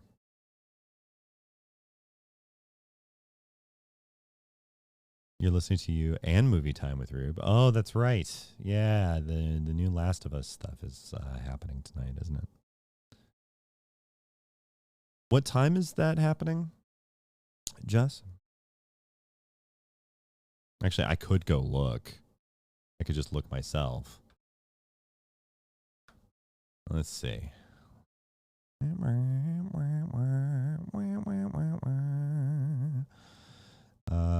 8:45 our time. Okay, so that gives me enough time to like grab like some food. Okay. Cool. Yeah, that'll work. Yeah, it's 8:45 Eastern, 7:45 for you, I believe, Jess. So like a little over 3 hours from now.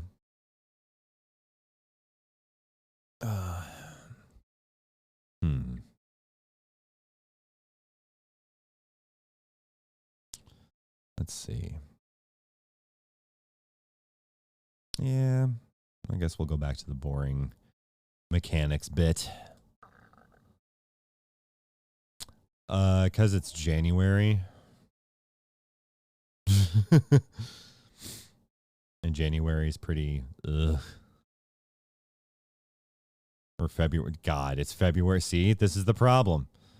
I want it to be another month than it really is. Okay, so we're gonna duplicate you and send you all the way to the bottom. Yep, all the way to the bottom. Yeah, I need the time change to hit real bad too. I agree. They're watching Ice Age, and you don't really. Okay, yeah. I mean, Ice Age is fine. It's fine. It needs to be spring. We need real spring. Tomorrow is Triss's birthday. That's wonderful. I'll have to wish Triss a happy birthday.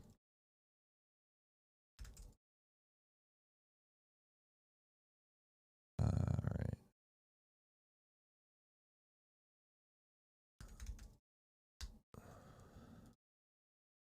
Okay.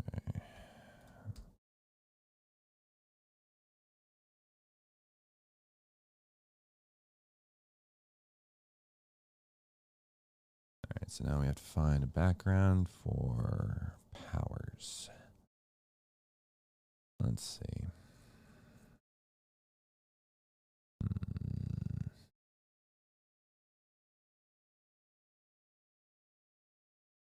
Yeah, that works. That works. All right, so we need 84. And now we're gonna, yeah, you should recognize that one, Karita.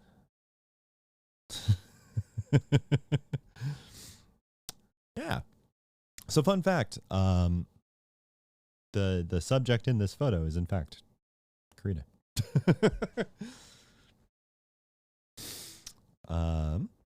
Also, how are you doing, Karita? You doing all right?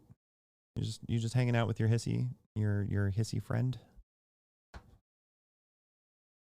Gonna give the movie another go. It's fun when you watch. Okay, no problem. Enjoy yourself. Enjoy Ice Age. Hope Triss is doing good. Me too. Me too.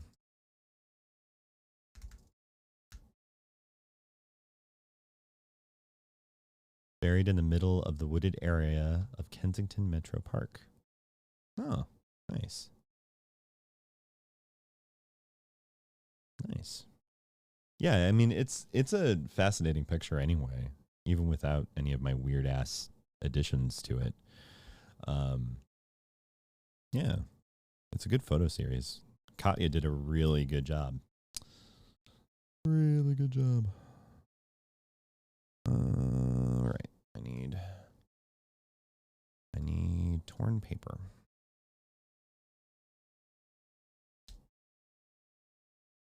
Okay. Not me working on stream and seeing that you've been live all this time. You're good. You're good, Tasha. Hope you're doing well. I'm a little under the weather, but because I'm kind of lonely and wanting to remember how to socialize again, I'm working on the source book while streaming, and we're having a nice little chill time. Yeah, I hope you're doing well though, Tasha. As for now, the spicy noodle pal is back in the enclosure, doing well, crocheting him a little thing to hide in. Aw, that's sweet. That's nice. That's nice. You feel that? Yeah. You know this feel. So yeah, no, just kind of hanging out, letting people lurk, come in, say hi. No obligation to socialize. If you want to just hang out, lurk, you are more than happy. This space is for you. We're just working on this, and we just finished all of these upsetting entities. So they're all done. Now I'm working on some of the mechanics for how they work generally.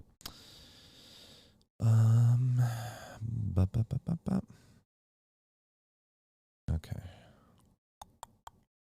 Thank you. I'm trying to make it look interesting. Hopefully, it's at least a little compelling. Just a smidge.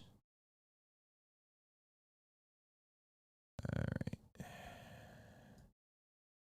There we go.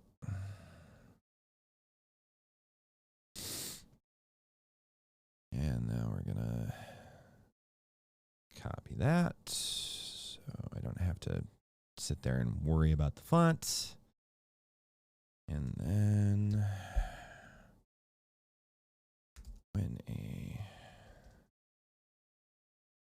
a player becomes a logic ghost, they gain access to supernatural abilities that are both effective and horrifying.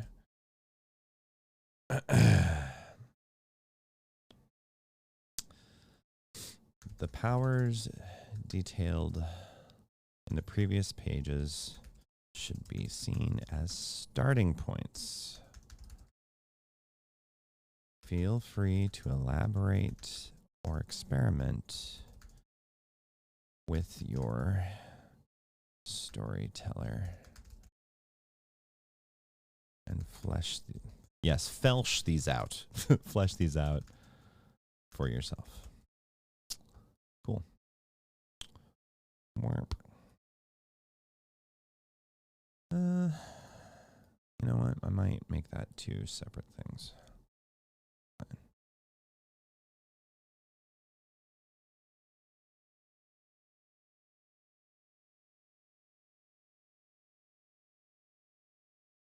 Okay.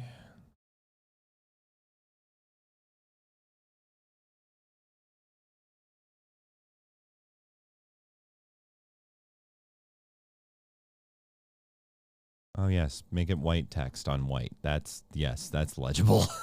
All right.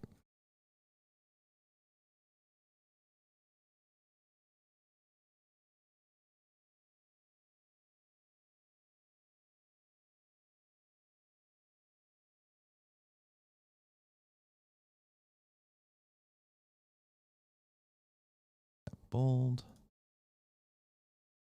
I should make you larger, I think. Yeah.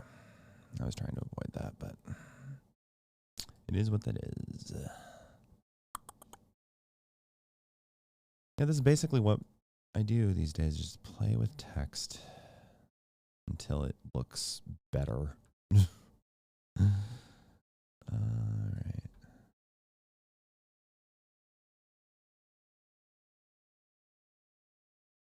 All right.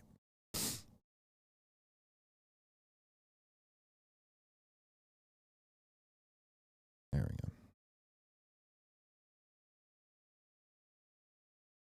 All right.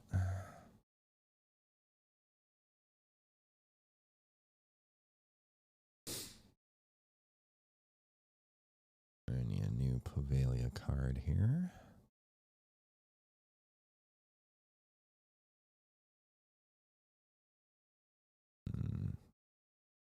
There we go. And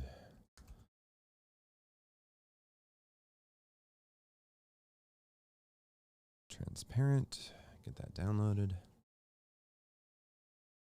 And that's going to go in the Tigo images folder. Okay. And then upload that.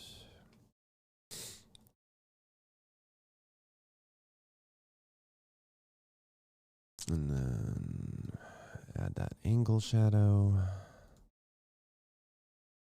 Apply. Shrink this down a bit.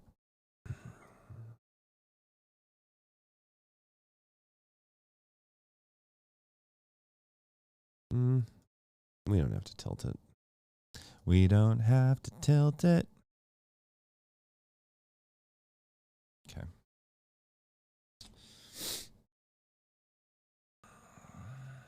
All right. Now let's get another piece of torn paper. And we'll do the next bit of text here. This is game design, well, this is graphic design, but this is also game design, everybody. All right.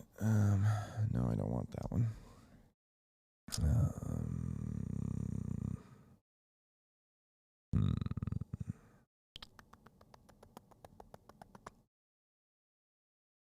Yeah, we'll do that one. We'll remove the background on that one. Let that work.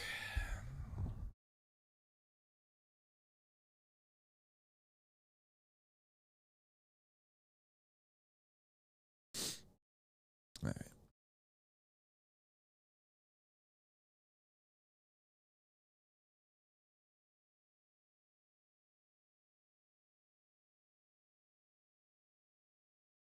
All right, let's send that backward. There we go.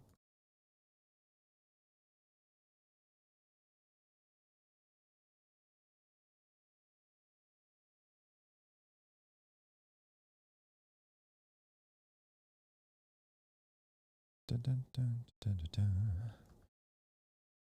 All right.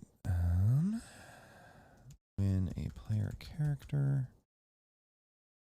actually, when a character performs a power, they are to roll 2d for the action roll. if they have taken on one monstrous condition, at that point it would be 2. Actually, there's an easier way to say this. For every monstrous condition beyond the first the character possesses, add 1d.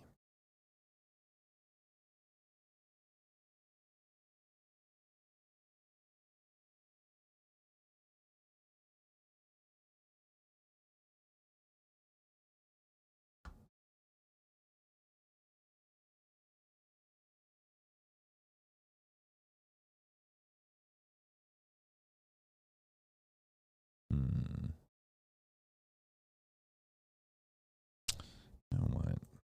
What if we do this?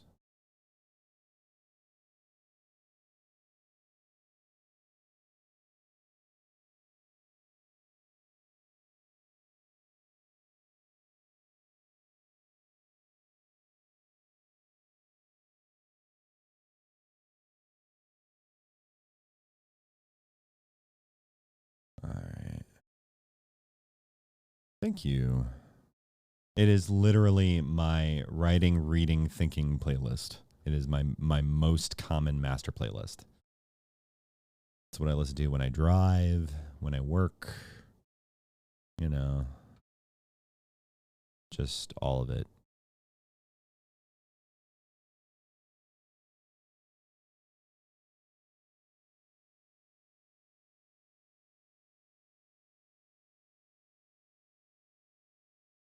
Okay. There we go. All right.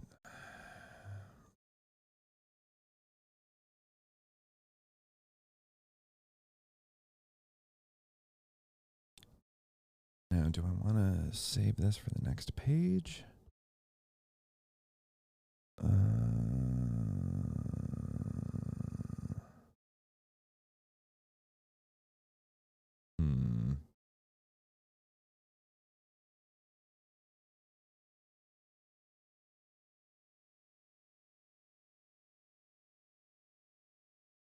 Oh, I'm going to have to rewrite this. Oh, dear. Okay.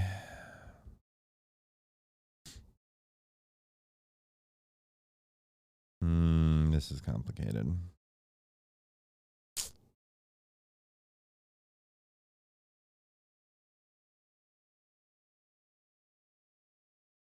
Okay.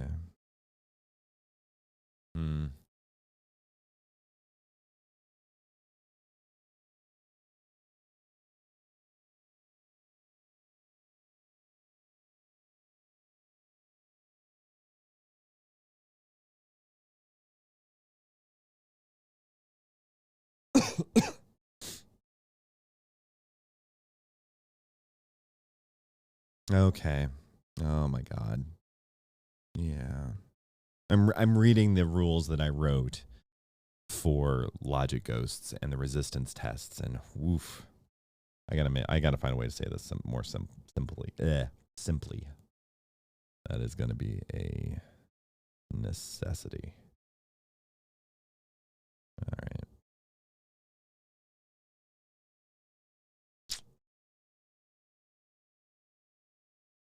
Okay.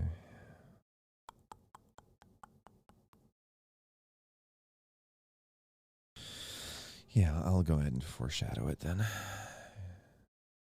A little. This is getting into like the actual progress clocks part of it. That's the complex part, because that's mechanic stuff that it's built a very certain way to make it, to sort of put pressure on the player, because each time you pass the resistance test, instead of it just being like, oh, you're refreshed, you're okay, to sort of represent the continual struggle with the compulsions that come with being a logic ghost, having the clocks iteratively get smaller and smaller, so it takes less and less segments to incur a test, to sort of talk about willpower in that way. It's yeah. I will find a way to explain this more clearly visually, but basically the idea is that there's diminishing willpower, and the progress clock tests are meant to reflect that. Yeah.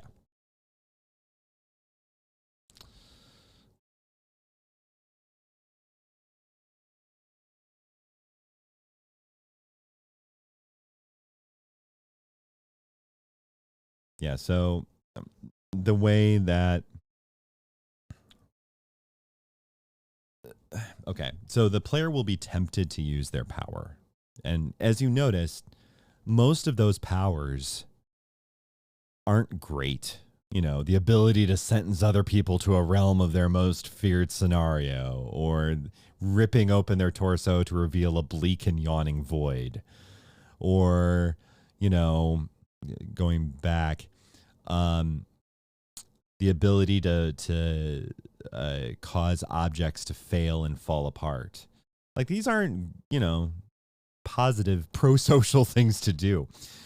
So if the person wants to sort of retain their humanity and they choose not to exercise that call to exercise their power, they have a progress clock that first starts out as 8 segments, right? And a segment is filled in when you resist and when you make your resistance. When the clock fills up for the first time, because it will, the player receives a premise level resistance test. I haven't gotten to that part of it. There's premise, axiom, and proof, which are all different stakes of resistance against the hours when you're a logic ghost, to resist becoming the monster that you are, right? And a premise level test, it, you know, it's the most minor of them, but it's still kind of hard. And if the player resists that successfully, a new clock is introduced after the premise level test. And that, instead of having 8 segments, now it has 6. So you see how that works? It goes from 8 to 6 and then eventually to 4.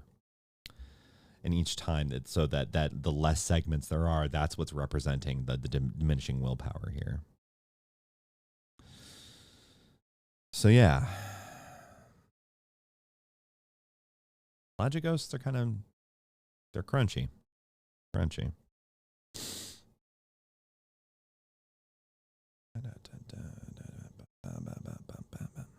Yeah, it's like your will stat drops with every check. Exactly. Exactly.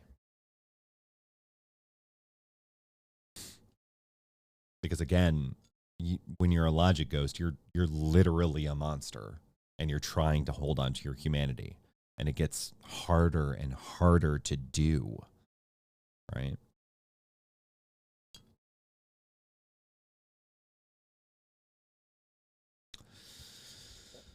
All right. So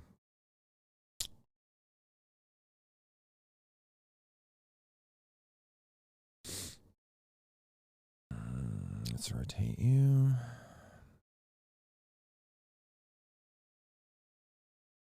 You have an idea for the wording, but it'll take you a minute to get together. Yeah, it's fine. I got time. I have a lot of stuff to type in the meantime.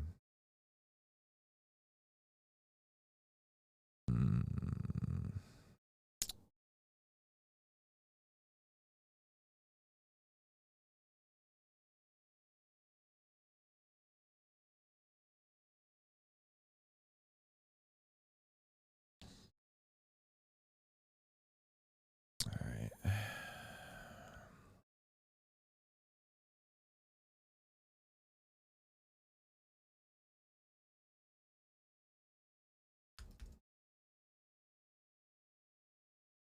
This is just foreshadowing that conversation.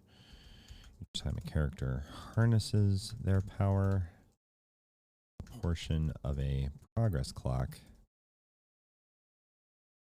is filled.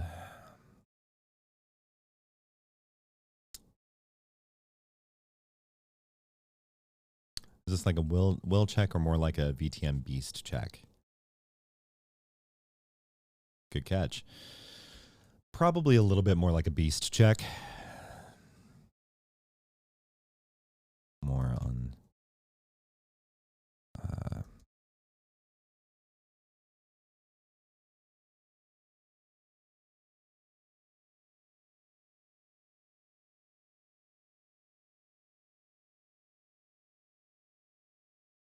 let's see.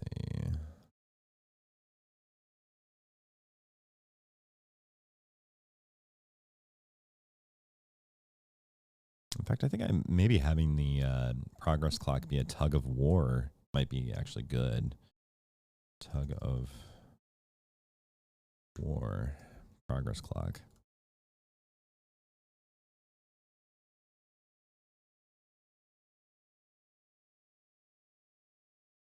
There we go. More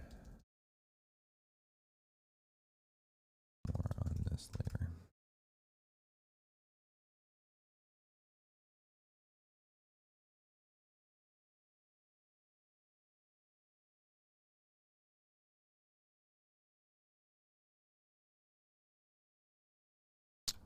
If we rotate you one more time.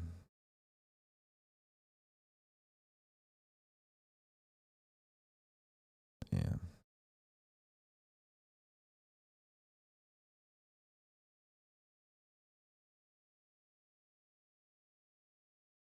Okay.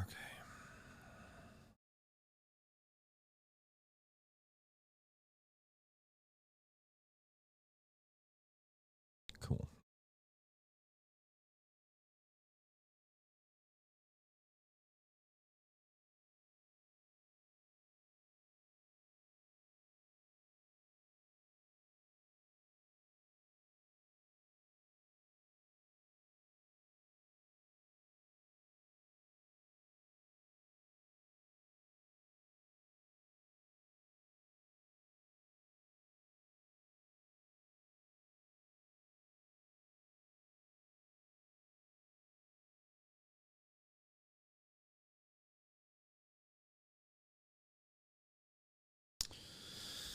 Okay.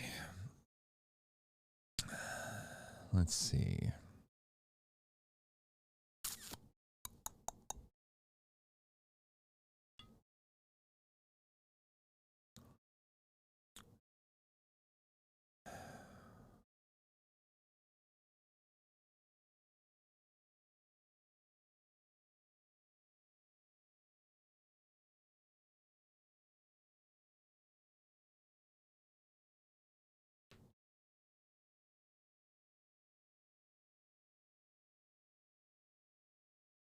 I know I'm not really talking at the moment. I'm just trying to figure out how to organize this information because there's like a lot to condense.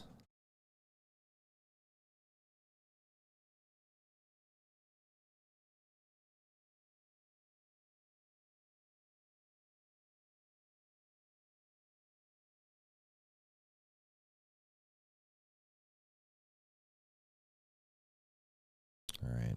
I'm going to procrastinate design, which is to say, at least clear the board here. Yeah, it is a work stream. That's true.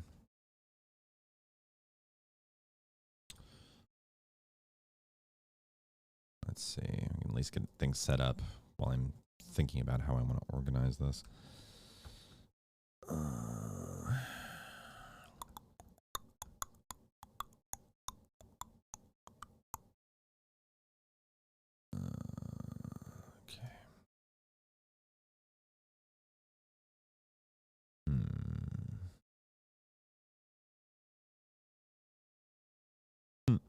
Yeah, let's do Santa.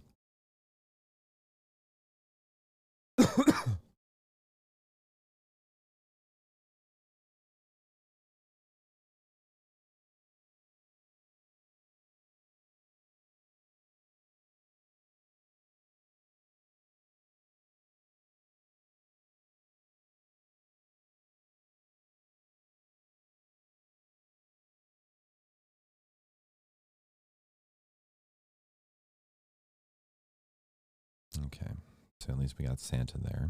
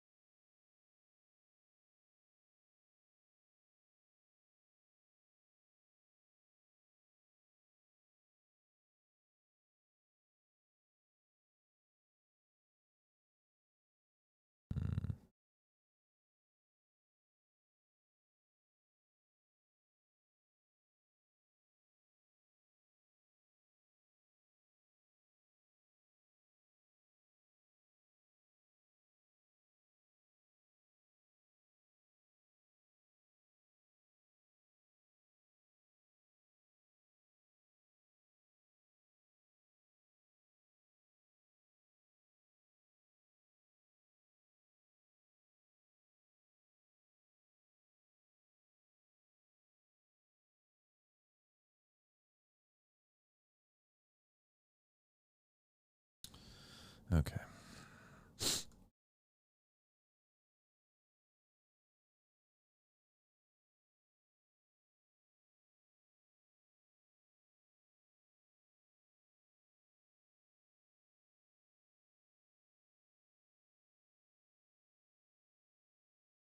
That's true. Some folks don't have mics. Yeah, that's true.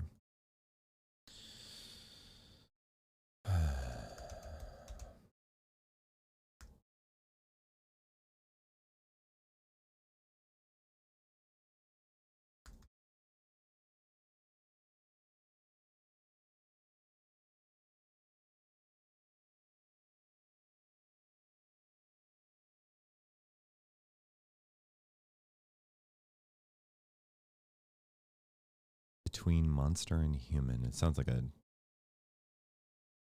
bit from Also Sprach Zarathustra. Shaving the dog's back feet. Nice. She needs it. She's probably not too thrilled, but she definitely needed it.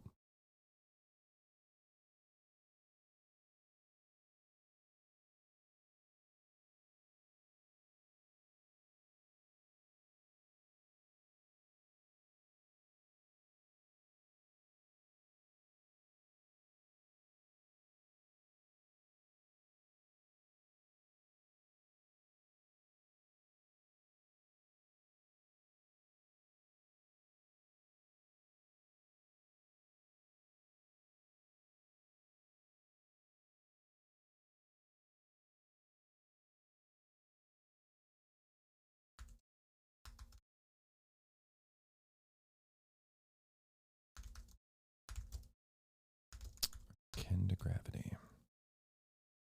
However, the character can resist those forces in order to retain what humanity they have left. All right.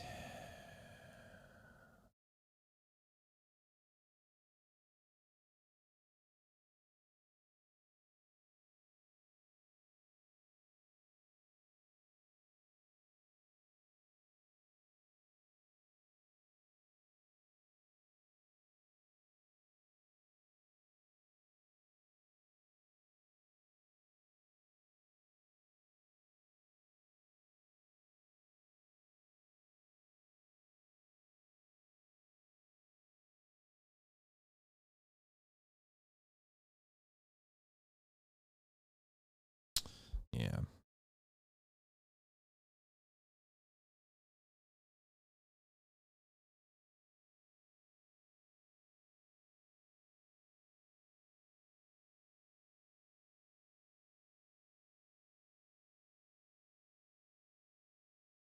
Resisting the pull of the hours. Pull of the logic of hours means a trade-off.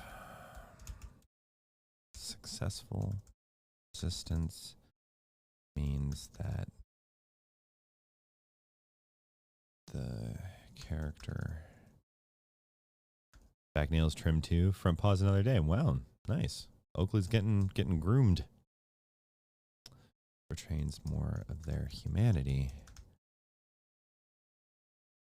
or even restores some of it, but can only use one power until their next check of their choice. Till their next check. Yeah, hopefully her rear steering improves, right?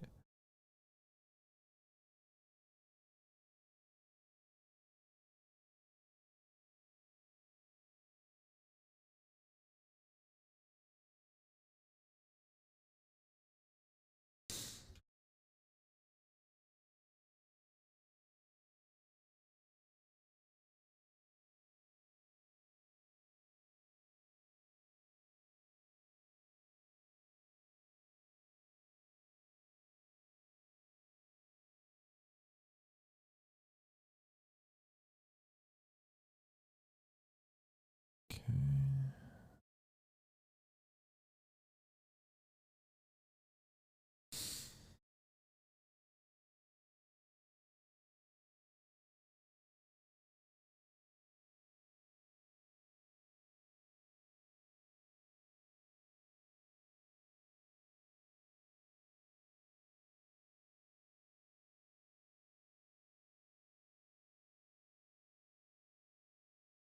Let's see.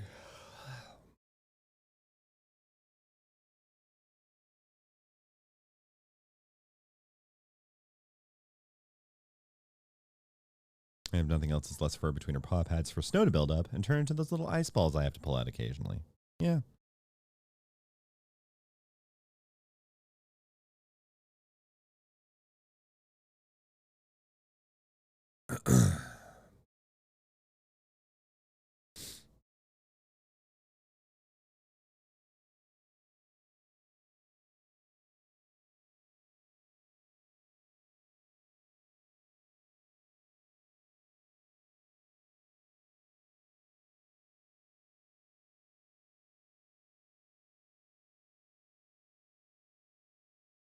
Mm, no, not that one.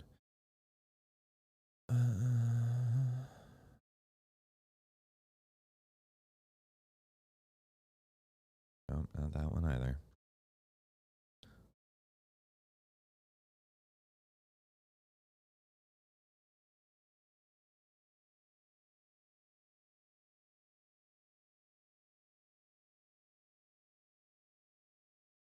Tori just sent me a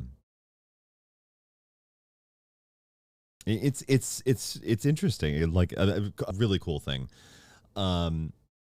Yeah, no, I think that's a really good way of in universe explaining it. It's a piece of dialogue from the Hours, and it's always a little tickling to see other people do the Hours voice, because the Hours have a very particular way of expressing themselves.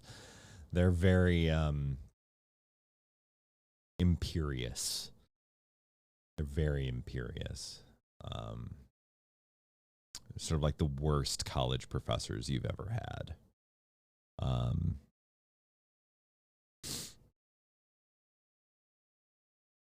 Yeah. No, I like that. I like that, Tori. I like that. It's good. It's good. I'll keep it. Thank you.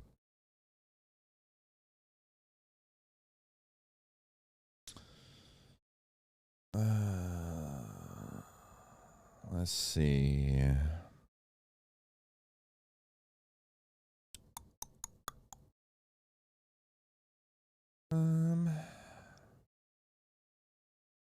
Let me use this one. It's always also like tickling to just see people's take on like what the Hours sound like, because they're like, I've heard their voice in my head for a very long time. Like I'm very familiar with what they sound like, and they're very, They have a lot going on. They got a lot going on, those guys. Those guys down in the labyrinth. they got lots. But I'm always tickled to see when people do that. Not in a bad way. Like, I think it's very charming and very cool. And actually kind of flattering.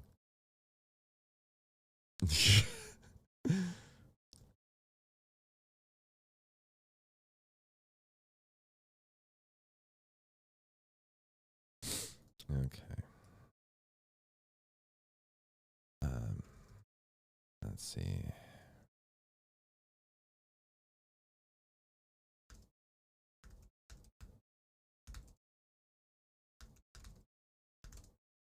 Failing that resistance, however, goes differently. Their powers increase. Yes. But no, that wasn't digging, Tori. You did great. You did great. Like, genuinely. They're hard to write. Like, even I sometimes struggle with it. You know, I got to be in the right frame of mind. No, but you got him. You got him. And it helps to remember. I mean, a lot of times when they're talking, like, the touchstones for the hours are very much Shodan from System Shock and Sutter Kane from In the Mouth of Madness and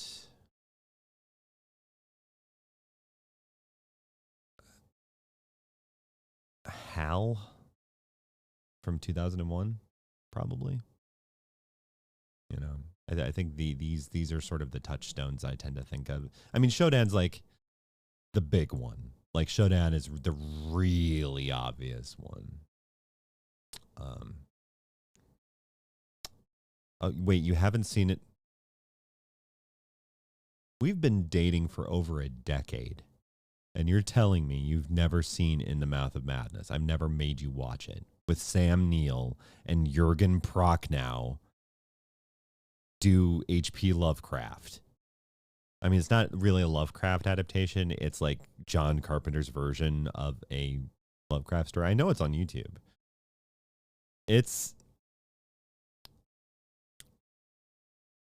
Yeah, we should fix that, because it's delightfully good.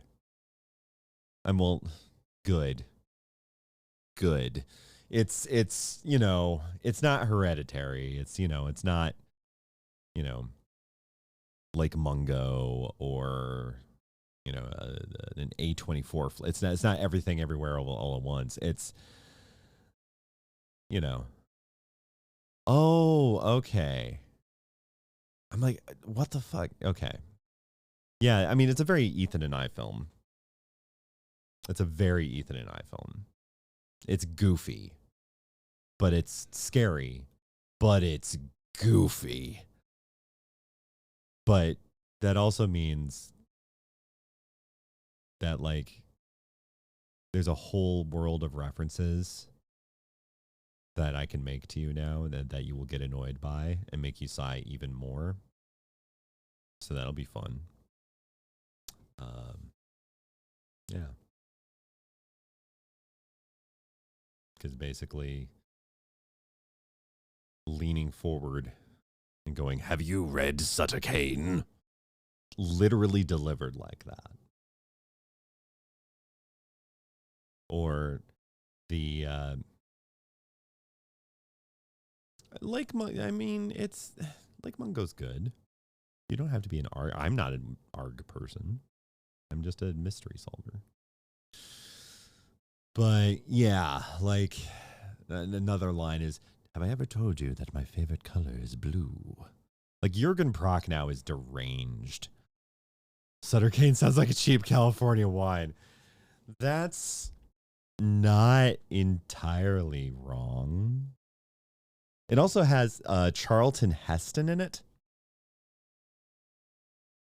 Like Charlton Heston's in it, Sam Neill's in it, Vigo the Carpathian's in it.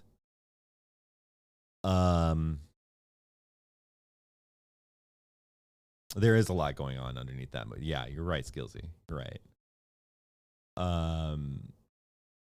Who else is in it? I'm like missing people here.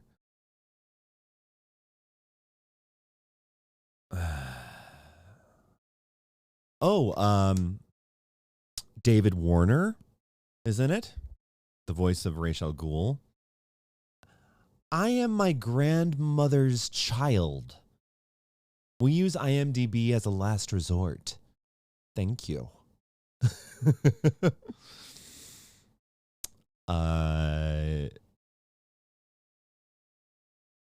John Glover is also in it. So like there's a lot of people in it. It's fun. It's a John Carpenter flick, so don't like expect highbrow stuff. It's sometimes very silly, like alarmingly silly to me when it's trying to be scary.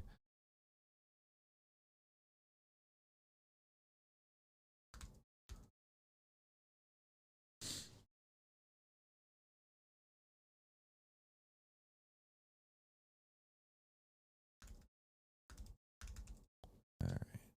Yeah, I mean, you know Carpenter. Yeah. You know how he goes.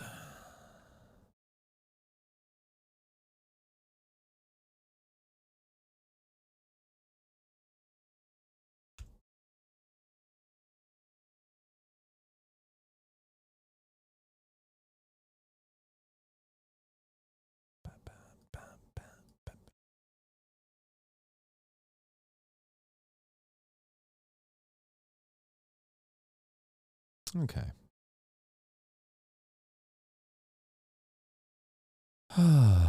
So it's been about 2.5 hours. It's almost 6 p.m.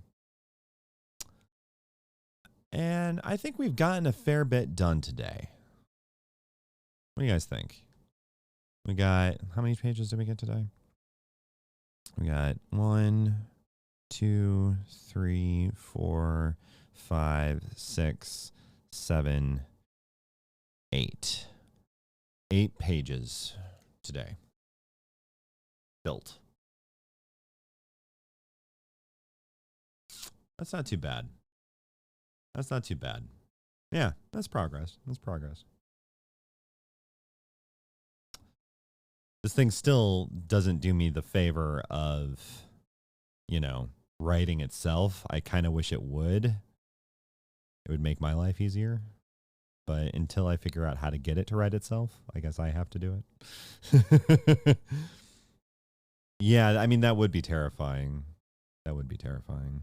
That would imply a whole bunch of things that I don't want to be true. So, yeah. But yeah, no, I think we're well on our way. Because after we finish the Logic Ghost section and explaining this stuff, we move on to playbooks and clickbooks. And then once those are done, then book one, the kids, is basically done. And then I can move on to book 2, the adults, and actually go back to writing things. Like writing things.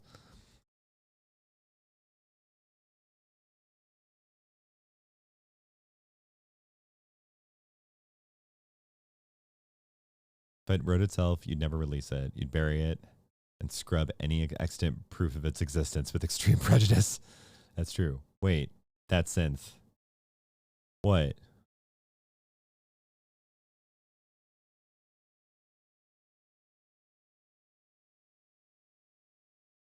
Yeah. Dead. It's Persona 5, you know how it goes. I mean, it would almost be thematic if this were written by AI. I know, right? It would. Sorry, break up the text a little bit there.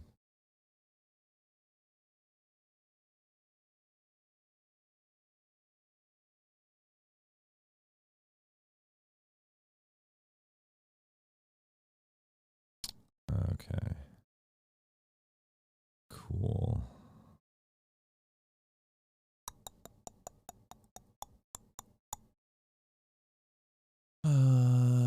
Right. No, you're good. You're good. All right. Let's find someone to raid. Because I think I need to... Or do I want to raid? I don't know if I want to raid. Do I want to raid? Let's find out.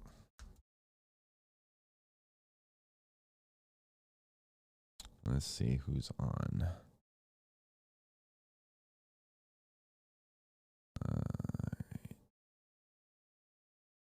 Make the browser window small. Small.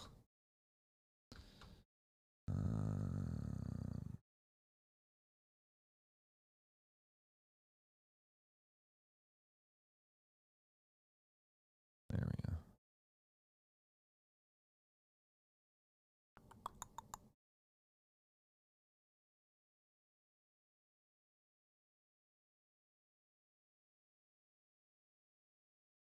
Yeah, there's not a huge amount of people on right now.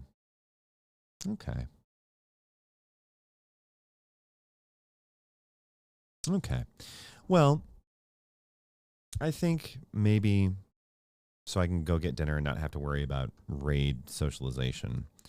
I'm going to go ahead and just kind of say adieu. Say adieu. Thank you all for joining me.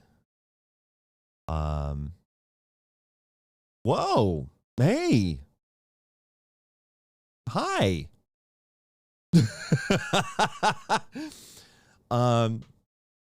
Yeah, I'm glad to have you here. I'm glad to have you lurking here.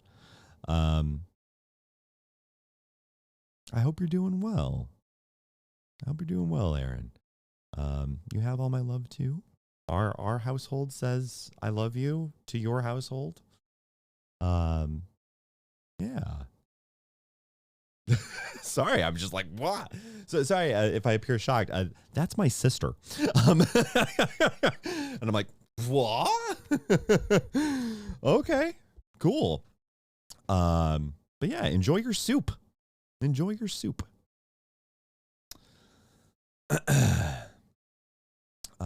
Jess, glad caught you. Going to head out. You got a lot done. I see the side was finished. Also, come watch The Last of Us when if you're up to it. Okay, I will. So, okay. Wow. All my love to all of you. Take care of yourselves. When life gets hard, make art about it. And failing that, I'll see you on the other side. Take care.